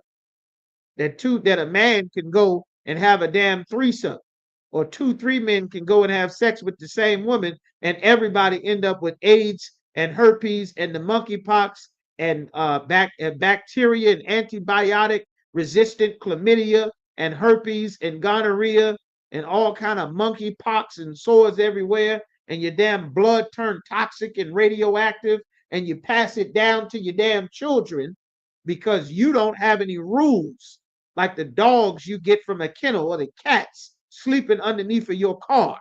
You don't have any rules. Or the deer running wild in the forest, or the bear, or the crocodiles, or the fish, or the animals in the swamp, or a raccoon or a rabbit. You don't have any rules. You're just like a natural brute beast. You understand? The Lord said we are not supposed to live our lives that way. Those things cheapen us. It defiles us. Those years of that Maury Povich show, that Maury Povich and that Jerry Springer, was some sister get on the TV show and she line up five men like you in a damn doctor's office, and everybody sitting up in there on the damn TV show, and she trying to guess who the father is of that baby. That was absolutely shameful and propaganda and very destructive. And it was systematically done. It was systematically done to dehumanize and animalize our people. White women don't have to get and twerk and shake their behind to sell their music. And they can't dance, they can't sing, they can't harmonize, they can barely play their own instruments. All these synthesizers that everybody is hearing, those are making the sounds that real music that Black people used to play, that they found a way to duplicate these sounds in there. They found software to do all your harmonizing, all your vocals, all your tones and ranges, and recording your voice over and over. They made software to duplicate what we did naturally. The Lord said, ye are the salt of the earth and the light of the world. But in order to do that, you have rules to follow. How can you be the light of the world if everybody gonna pass you around? Megan Thee Stallion is sitting there singing about how she just running through niggas. Glorilla, the same thing. Spend all your 20s and 30s getting passed around, and then Young Miami getting ready to turn 37, 35. She say, "I want to start a family." You've been singing about robbing and scamming and being a whore and a prostitute for 15 years and getting peed on. And now you say, "I want to start a family." Like how? Like the Lord gave us rules. You understand? Paternity court as well. You sitting in the courtroom, you didn't hold yourself out so much, you don't know who the father of your child. You don't know whose seed this is growing inside of you. Like you at a damn potluck at an office party. Who made the potato salad? Who made the macaroni and cheese? The Lord said, a shameless woman shall be counted as a dog. These things are shameful. The Lord wants us to be ashamed of these things. It's to shame us to changing our lives and taking up the better culture that he gave us that was perfect, and then run off the stage crying and falling out. Absolutely. For decades, that became the face that the world showed. That was the face that the world got to see. This is the Black family. This is the Black woman. This is the Black family. She has sex with so many people, she don't know whose baby this is inside of her. Whose seed is this? What man? She's not interested in starting no family. She having sex with whoever, because it's party time. That's what you do with her. Like, this became the reputation. The Lord said the land would fall to Horton. Ain't no more Lauryn Hill. If Glorilla want to sell some records, she got to hold her way to the top like Lil Kim.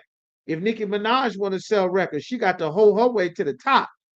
If Lotto want to sell records, she got to bust it open. If Cardi B want to sell records, she got to do what goddamn was Erykah Badu said. It ain't about your song and your talent and your skills and your ability. Like the Lord said, the land would fall to hoarder. Ain't nobody else doing this to sell records. That became our culture, and it's not our culture. That was never who our sisters were. That was never how we operated. That was never.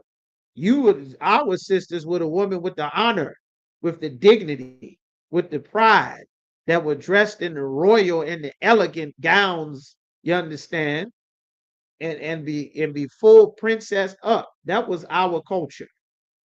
That was our people, with braids and afros and all kind of sparkles and glitter and jewels and things.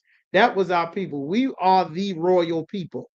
And that culture that we've been taught is absolutely beneath us. It is very beneath us.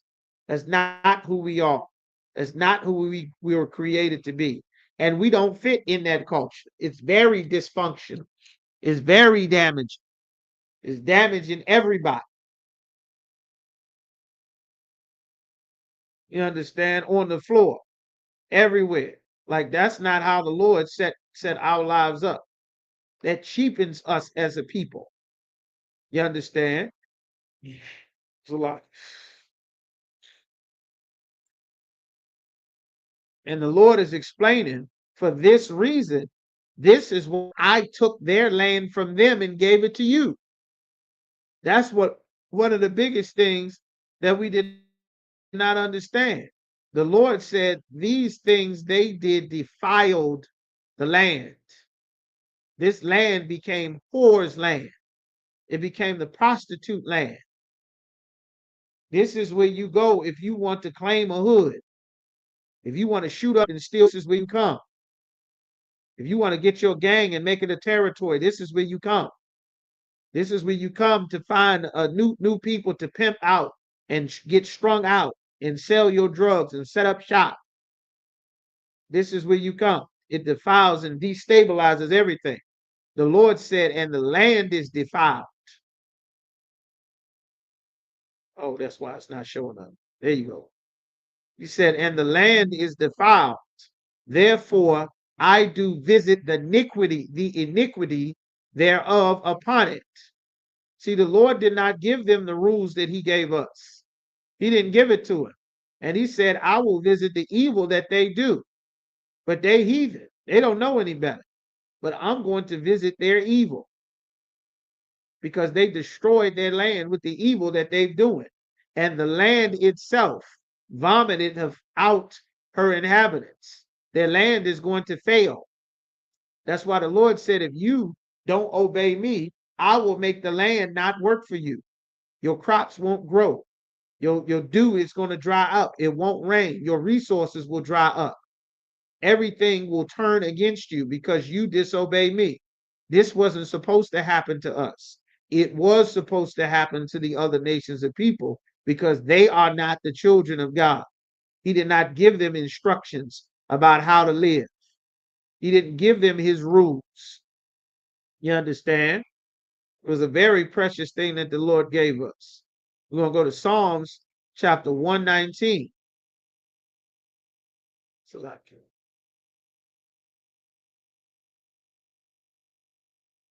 119. I want Psalms chapter 119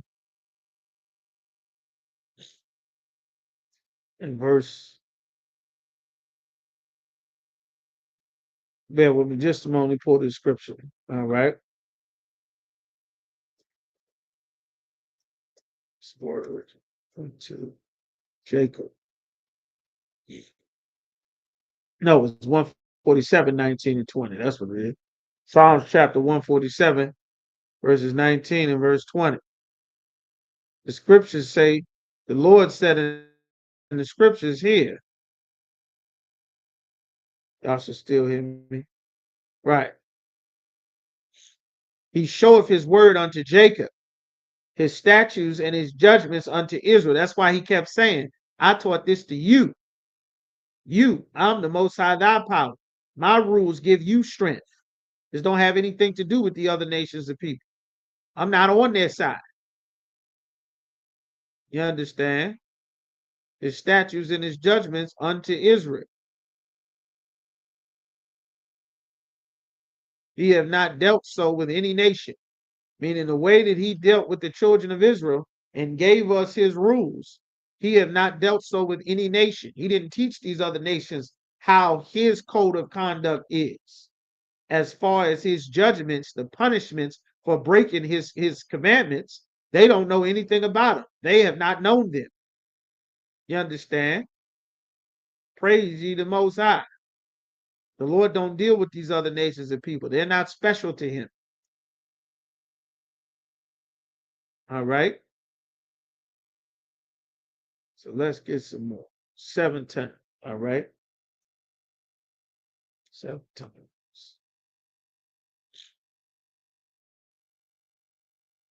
Let's see if we got some more.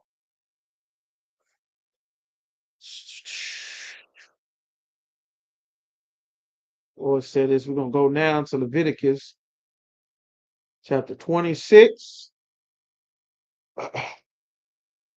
and verse 4.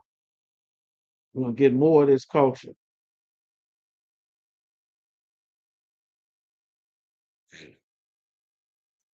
The Lord says, as a matter of fact,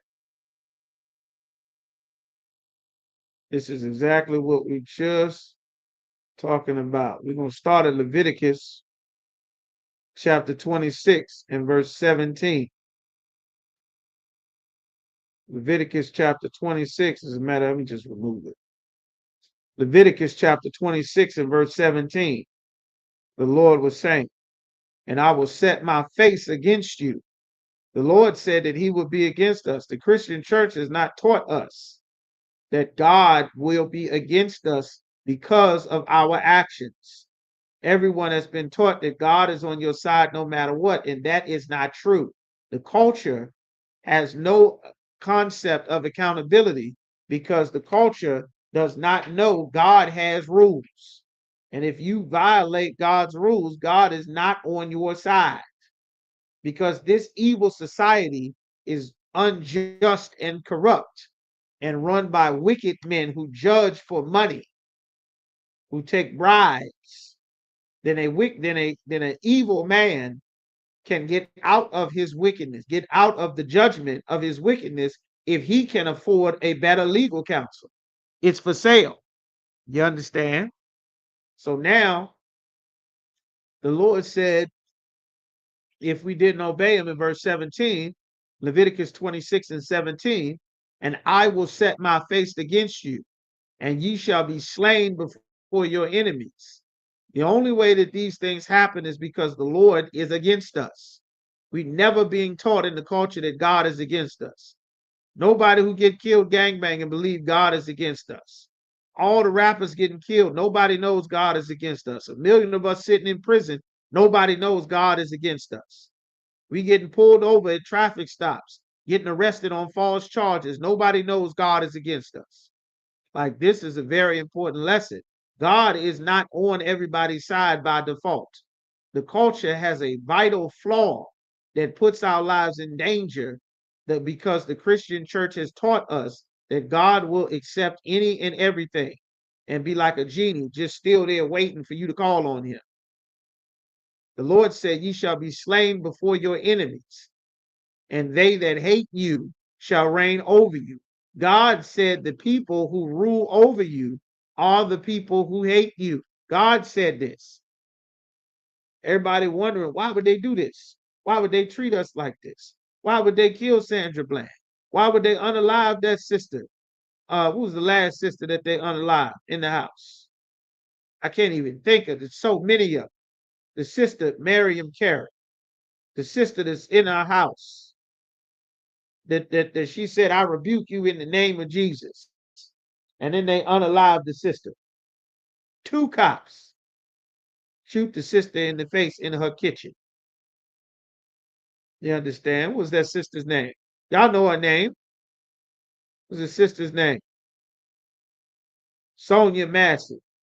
This younger daughter, only brother in class responded. Sonia Massey. Where's all the other officers? Sonia Massey, the wife. The Lord said, they that hate you shall reign over you, and ye shall flee when none pursueth. You're going to be running and nobody chasing you.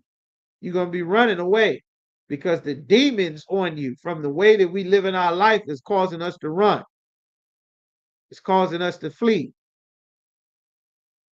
You understand?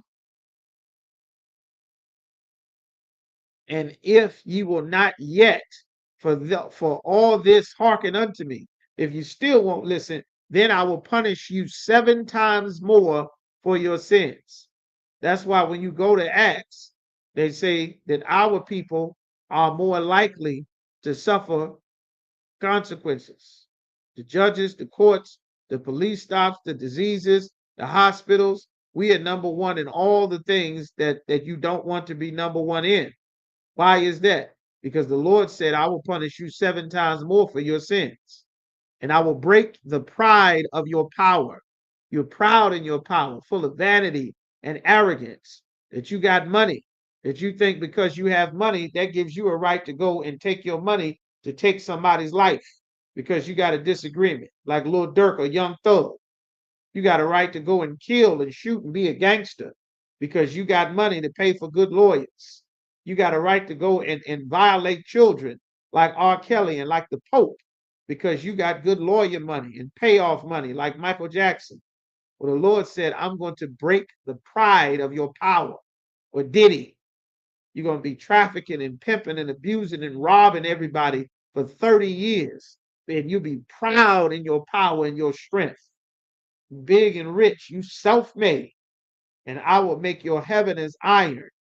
The things that would make you strong and you would eat the good things, they're now going to be iron. You're going to have a drought. Your earth, the things that's going to nourish you, your resources, they're going to be as brass. It's going to be all dried up. Why? Because you celebrate birthdays and Christmas and Thanksgiving and Mother's Day and Father's Day, and you worship the God of the Arabs and the gods of the Africans and the East Indians, and you worship the gods of the oppressor, and you get dreadlocks and shape-ups, and you light incense to the Queen of Heaven when you smoke your weed, and you practice witchcraft, which is being a drug dealer and taking your cough and your pain medicine recreationally just to get fun because it's Tuesday or you're sad and you smoke. These things make the Lord angry. And he said, I will punish you 7 times more for your sins. You understand? And if ye walk a contrary to me, that's what he said, your strength shall be spent in vain. You're going to be working and working and working, trying to get ahead. It's going to be in vain. It's going to be for nothing. For your land shall not yield her increase. You're not going to be able to survive off the land. Neither shall the trees of the land yield their fruits. You're not going to be able to survive off the land as a people because the Lord said this. 7 times more plagues shall come upon you. And I will also send wild beasts among you, which shall rob you of your children and destroy your cattle and make you few in number, and your highways shall be desolate. And if ye will not be reformed by me, by these things, but walk contrary to me, these things are supposed to teach us that what we are doing is wrong, that God disapproves. But because of the Christian preachers and the Muslim imams and the religious leaders, we don't ever learn that God disapproves of the way that we live our lives as a people. We be living our lives the wrong way according to God and still be praying, thinking that God is going to make it all work out. Like, that's the evil. That's why the biggest cancer in our culture is Christianity. You understand? Verse 25. The Lord said, and I will bring a sword upon you and shall avenge the quarrel of my covenant. I'm going to beef with you because you broke my covenant. You served other gods. That sword, that's why the young brothers is shooting up the city. Every other day it's a double homicide in Norfolk, several homicides in Portsmouth, several homicides in Richmond and Lynchburg. You understand? And in Roanoke. Why? Baltimore and Philly, Kensington, you understand, and Smyrna, Fayetteville, Durham, you understand? The Lord said, I will avenge because you have not kept my covenant. He said, I'm going to bring a sword upon you. And when ye are gathered together within your cities, I will send the pestilence among you, and ye shall be delivered into the hand of an enemy. You understand? Verse 26, and when I have broken the staff of your bread, the strength of your bread, of your sustenance, 10 women shall bake your bread in one oven. What is this talking about? Child support, a cancer in the black community, another cancer. 10 women shall break your bread in one oven, and they shall deliver it you your bread again by weight, and you shall eat and not be satisfied. You understand? Like that's a curse from the Most High. Child support is an evil, wicked thing. It has nothing to do with the care of the child. Absolutely nothing. Statistics is telling you that the best and safest place for the child is with both parents or with just the father alone. That's the best thing for the child. That's what the Bureau of Prisons say. That's what the teachers are saying. That's what law enforcement is saying. That's what everything is saying there. The chances of poverty, incarceration, and early dropout rate, homicide, all of those things skyrocket when you remove that father from being in charge over that child's life, or just leave the child alone with just the mother. That's you don't even have to go to the Bible for that. The Lord said these curses would come upon us for taking the customs of the other nations and people. You understand? And that's where we are. We're sitting in child support court, in the paternity court, in the domestic court. You understand? Verse 31. The Lord said, and I will make your cities waste. The cities where you have that were full of power and vibrant and blackety black towns all over. Look at Baltimore, look at Harlem, Norfolk, Richmond, Alexandria. All of these cities that was filled with things that we made for ourselves. Philadelphia, Brooklyn. Give me some more blackety. Memphis. Memphis is a super black city. Chicago, super blackety black city. Detroit, super blackety black city. What happened to them? The city gave itself over to serve the God of the Arabs. You understand?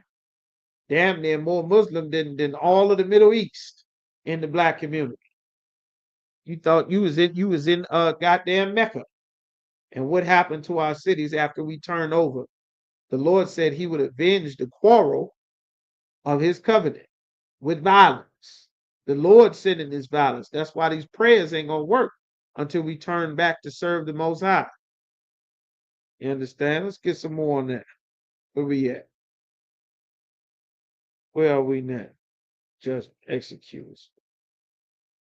Let's get some more. We're going now to Leviticus. We gotta deal with the culture. We gotta correct the culture. We're going to Leviticus, the 11th chapter. We're talking about correcting the culture. Leviticus chapter 11 and verse 1.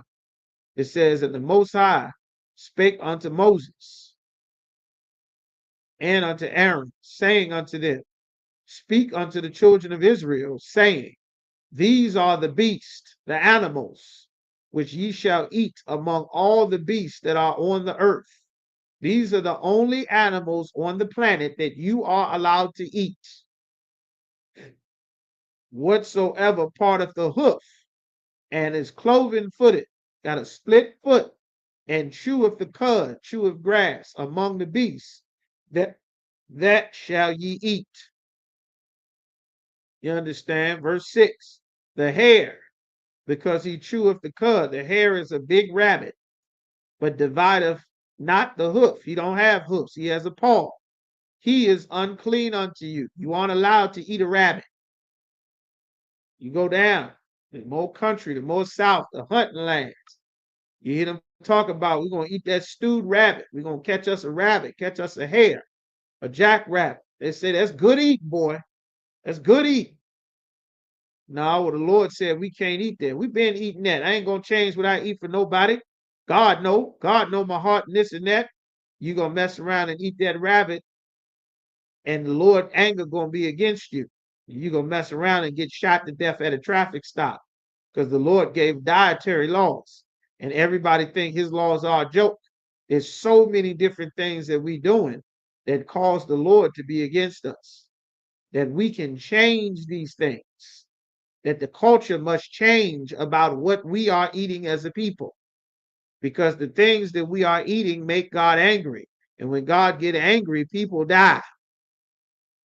You understand? It says, verse 7, and the swine, the pork chops, the fat backs, the pork pepperoni, the baby back ribs, the pig's feet, the hog maws, the carnitas, and the swine, the pig, though he divideth the hoof, and be cloven footed, yet he cheweth not the cud. He is unclean unto you. You cannot eat a pig. Don't matter what your mama say, your grandma, your pastor, you cannot pray over the pork chop. You cannot eat it. A pig is unclean. You are not allowed to eat pork at all. Of their flesh shall ye not eat. Of their carcass shall ye not touch. They are unclean unto you. You can't eat whatever the hell you want. God has rules.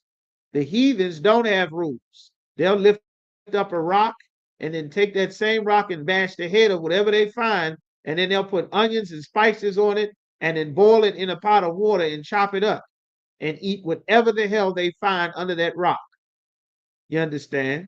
Same way a snake would, or a dog, or a wild fox, or a coyote, where you are not allowed to live your life like a fox, or a coyote, or a wild dog, or a snake. You aren't allowed to live and behave like them, because the Lord made you above all the creatures he created. These shall ye eat that are in the water, whatsoever have fins and scales. That cuts out mahi-mahi, kingfish, tuna, mackerel. What other fish is unlawful? Swai, catfish. Going catfishing. That's some good eating down south. That's a good eating down there. You cannot eat a catfish. God gave us rules on what we can and can't eat. And catfish is not on the menu. You cannot ever have a catfish. Nothing that has fins and scales. You cannot eat that. Mackerel, you cannot eat mackerel. You cannot eat swai or swordfish or shark, squid, calamari, shrimps, clams, crabs, oyster, lobster, crawfish. You understand? Escargot, you aren't allowed to eat any of that.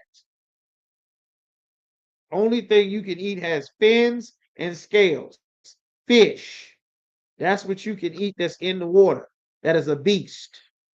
You understand? That's what God said. You can't eat a starfish. You can't eat a squid or octopus, calamari. You let the damn Ammonites, you let the Japanese tell you what's food. You don't know what the hell is in that pot. You don't know what's in that wrap. No shark. That's right, sister. No dolphin, no porpoise, no seal, no shark.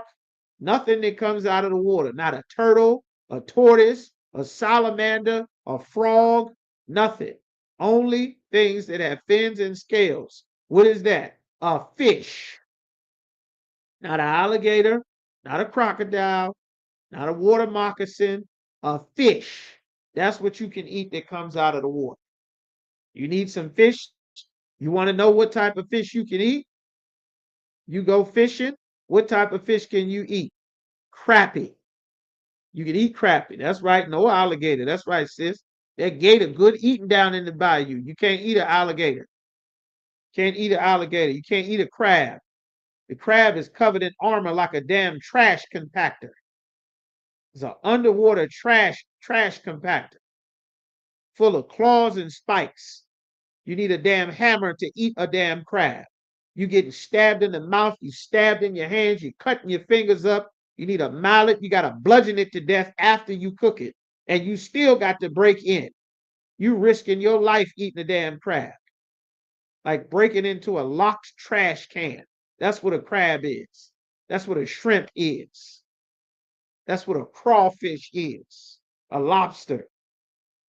That's not our culture, man. A lobster is not a delicacy. That's not good meat. That's not good eating.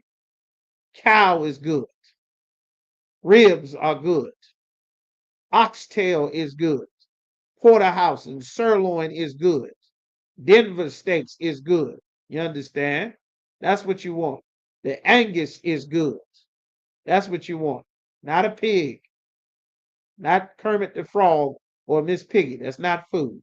Here are some lawful fish. Here's some lawful fish that you can eat. I'm going to put a list of some lawful fish for you. Salmon, some lawful fish. Salmon is lawful.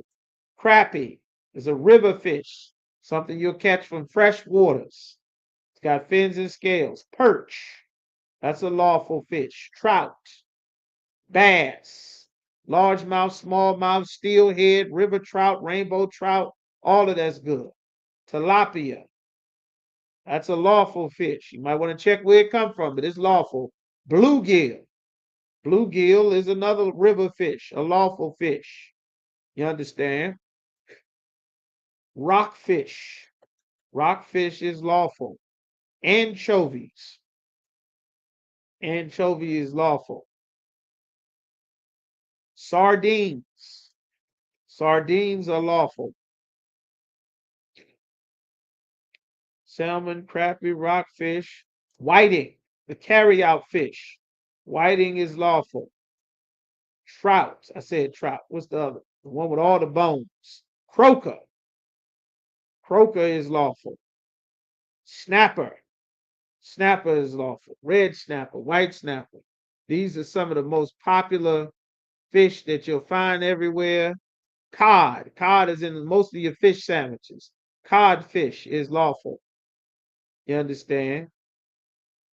Tilapia, bluegill, rockfish, anchovy, perch, trout, bass, cod, all these fish, these are your most common lawful fish that you can eat.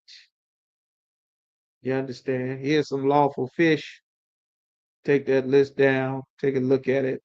Those fish are lawful, good and lawful. All right. The Lord said anything out the water must have fins and scales. You can't just dig up whatever the hell you find and just put it in your mouth like an animal. You cannot live like that. God will punish you. God will make your joints and your bones swell up. You shut down your digestive tract. Your bones start getting brittle. Your ankles and knees and joints will start hurting. Your skin start getting decolored. All kind of health issues and things that you start getting. Like the Lord gave us rules. And he said, I will avenge the quarrel, the beef that I got with my people for breaking these rules. You understand? That's what the Lord talking about there. In verse 10, it said, and these shall ye eat that are in the waters, whatsoever have fins and scales in the waters, in the seas, and in the rivers, them shall ye eat. And all that have not fins and scales in the seas and in the rivers, of all that move in the waters, and of any living thing which is in the waters, they shall be an abomination unto you. You cannot eat them. They shall even be an abomination unto you. Ye shall not eat of their flesh, but ye shall have their carcasses in abomination. That's the only way you're going to have it, is you take an abomination unto yourself. He made it very clear. There's 5 scriptures saying the same thing. Don't eat it. I'm telling you, you hard-headed now. I done told you, leave it the hell alone. It's an abomination. You can't have it. No, don't do it. Because the Bible is written to blacks, Latinos, and Native Americans. There's 5 scriptures telling you don't eat the stuff. You understand? The eagle, the vulture, the hawk, the owl, the swan, the pelican, None of these animals you can eat. All fowls that creep on all four legs. You can't eat any creeping birds, any bird that's walking on the ground. Even of these ye may eat. This you can eat. The locust. You can eat a locust. And the bald locust. And the beetle after his hind. And the grasshopper. Crickets and grasshoppers and beetles and locusts. They are lawful. You can eat them. You can eat a cricket. You can eat a beetle and a locust. All that's lawful. You can eat it. You might not want it, but it's lawful. You can get down if you find something. You can eat it. You understand? But other flying, creeping things which have 4 feet, they shall be an abomination. A flying roach, you can't eat no dubia roach. You can't eat no flying roaches. A cricket and a beetle and a locust, you good to go. Grasshopper, you good to go. You understand? And he gonna make it clear. And whosoever beareth aught of their carcass of them shall wash his clothes and be unclean unto the even. You have to touch one of them, you're unclean. And the carcasses of every beast which divideth the hoof and is not cloven footed, nor cheweth the cud, he gonna make it very clear. Everyone that toucheth them is unclean. Don't touch them. Don't just touch everything. You like a damn heathen in the woods. See the oppressor on the video? He out exploring in the bush. He touching stuff and poking stuff with a stick and trying to discover stuff. The Lord ain't sent you out discovering nothing. You're in the woods touching stuff, discovering stuff. Let Esau discover stuff. He ain't doing that. And whatsoever goeth upon his paws, among all manner of beasts that goeth on all 4, those are unclean unto you. Whosoever toucheth their carcass shall be unclean unto the even. You can't eat nothing with a paw. Nothing with a paw. The mouse, the turtle, the tortoise, the weasel, the lizard, the chameleon, the snail, the ferret, the mole. You can't eat any of them. You shouldn't be touching dead things, dead carcasses. You shouldn't just be killing stuff just to be killing it and touching it if something is already dead of its own. Playing with it and digging inside of it like a dad, like Michael Myers when he was young. You should not do that. All right? The Lord has given us such cometh and clean. See any more on this?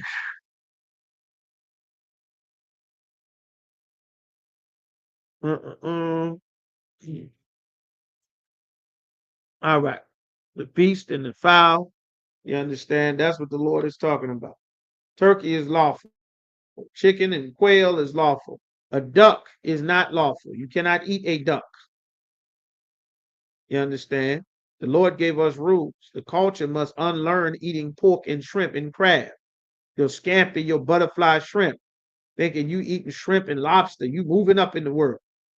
That's not moving up. That's not our culture, man. The Lord doesn't allow us to eat these things. We eat lamb and goat and lawful fish. Lamb and goat, corn, you understand? And cattle and chicken and quail. That's our culture that the Lord gave us. All right, so we're going to end that there. We might do some more. We're going to go ahead and wrap this up here. So we're the ISUPK. We start out at 1 West 125th Street in Harlem, New York. We are not affiliated with any other Israelite group. Rule for brother and sister. If you're not an ISUPK, you are not in the truth. Rule for brother and sister. When a brother and sister comes into the school, they're off limits for 6 months. They're to be saluted only. They're here to learn and share themselves of the world. After this 6-month period, if a brother or sister has a particular interest in anyone, they're to get counsel from the head to speak to a brother or sister. After this 6-month period, the brother and sister will then get permission from the head to marry. Tithes, which is a commandment. You understand? 10% of any penny of any increase the Most High gives to you. You go right to ISUPK.com, pay your tithes right online. It'll email you your receipt. 501c3, they are tax deductible. So you understand, make sure you pay your tithes. Do not fool yourself to think that you're in the truth if you are not paying your tithes. You understand? Everybody has a part to do to building this nation, and that is a part, a vital part. You understand, of building this nation. All right. Upcoming high holy days. You'll be notified in that season when it's time for the high holy days. The Feast of First Fruit should be the next one that's coming up. All right. Everybody will be notified by the high holy day department. All right. And with that, we're going to do, if any brother, that's right, get the Lord his money. 10% of what you get belongs to the Most High. If any brother wants to be a troop in the school, they're being all black. Black boots, shirt, pants, headband, and war scarf. Contact the ISUPK school in whatever city or state that you are in. You understand? Make sure you call the school and say, I want to be a trooper in the UPK. So you'll be told exactly what to do. Being your all black and signing in class online. All right. Sisters, make sure you contact the school as well. You cannot be a trooper, but you do want to contact the school. Don't just sit and watch classes online. You need to contact and get all the way in the body in the school. All right. And then everyone can watch a video online, but you want to get in contact with the ISUPK school in whatever city or state that you are in so you can lock all the way in.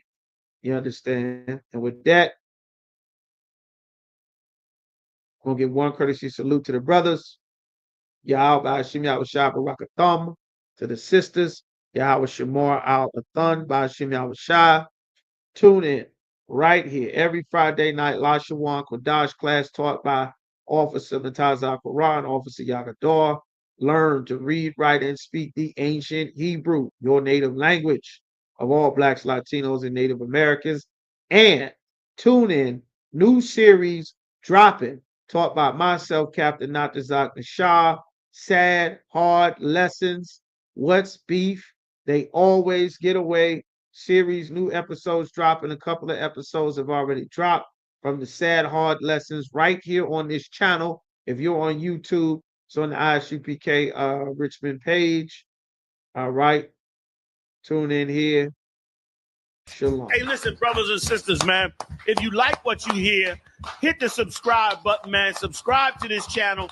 And also, please, go to ISUPK.com and pay your tithe. Drop me some cash so we can move around this planet like we need to, man, and do the things we need to do. They're one West. They're one West. They're one West. They're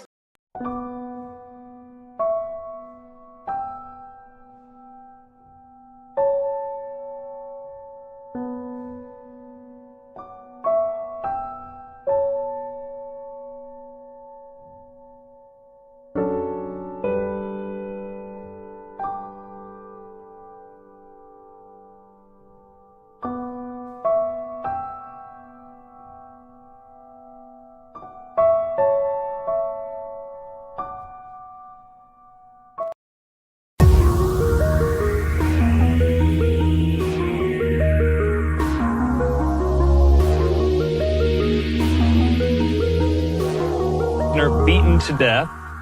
Correction officer.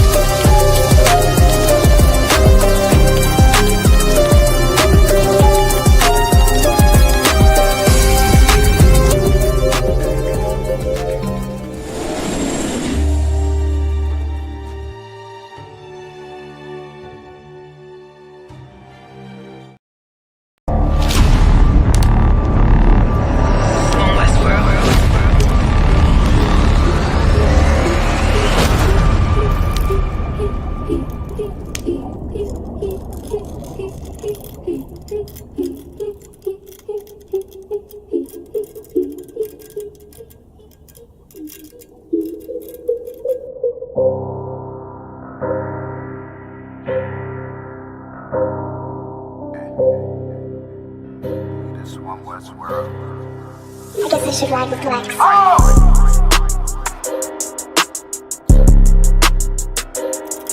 Talk about man. Oh, it's all. Yo, it's about time, so no curses to our enemies. You can try to run where you going, it's your destiny.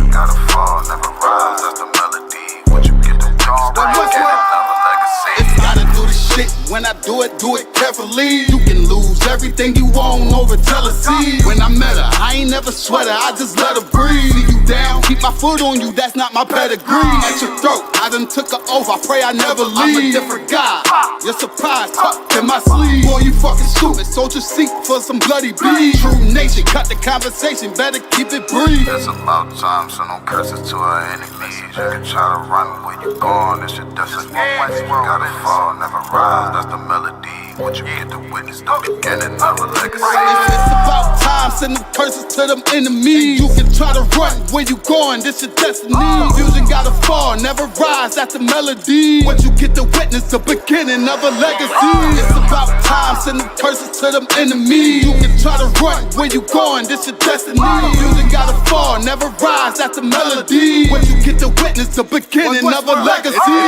They don't wanna know, we tell them, they just won't believe. It's about the journey, I ain't worried, moving at my speed. Saying we ain't much to be desired, gotta disagree. Scoring one of mine, then we spinning like rotisserie. Go against the odds, I'm ready, this another victory. Cut different, niggas moving foul, where the referee. Moving like the military, something they ain't never seen. One West world for the people, this is what they need. It's about time, so no curses to our enemies. You can try to run where you going, it's your destiny. You gotta fall, never rise.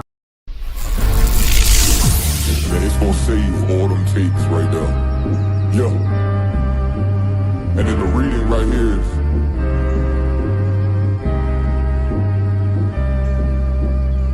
she asked if I'm a prophet. I said absolutely. Absolutely. Absolutely. And when I walk through the door, bitch, you best salute me. Best salute me. Absolutely. She asked if I'm a prophet. I said absolutely. Absolutely, absolutely. And when I walk through the door, bitch, you best salute me. Best salute me. Absolutely, absolutely. Bible in my right and a chopper in my other hand. Everybody is trying to find and recreate their identity of so-called blacks, Latinos, and Native Americans. Every few years, black people get a new identity. America wants the black man, the Latino man, the Native American man to his blood, sweat, and tears. They work us to the damn bone. Come and pay a visit for your last year. I'm truly up. Make a move on us, we tune you up. Absolutely, man, we know you cause you ain't fooling us. In that cut with them bang bitches, trying to cool us. This whole world was made for blacks, Latinos, and Native American Indians. And the other nations know it. And because the other nations know it, they make sure to keep us underneath them. But for the fifth angel of the Lord, come upon you, black man, Native American Indian man, Hispanic man. You understand? It's about to get oppressive out here. You only have I know, man. You only have I know of all the families on the earth, man. Right? You only have I know, man. So therefore, he will punish us for all of our iniquities, which is our sins, man. Going out of 1 West 125th Street, Harlem, New York, under command of Jerry Hunt. We are not affiliated with any fake Israelite groups or anybody else. Today, we're bringing out the truth of the Bible, that the blacks, Hispanics, and Native Indians are the true truth that the Bible speaks of. That's right. He gon' spot you, then get you. You don't speak about it, it's not an issue. This one West world got a ring to it. I married the two, put a ring to it. Yes, if I'm a prophet, I said absolutely. Absolutely. Absolutely. And when I walk through the door, bitch, you best salute me. Best salute me. Absolutely. She asked if I'm a prophet, I said absolutely.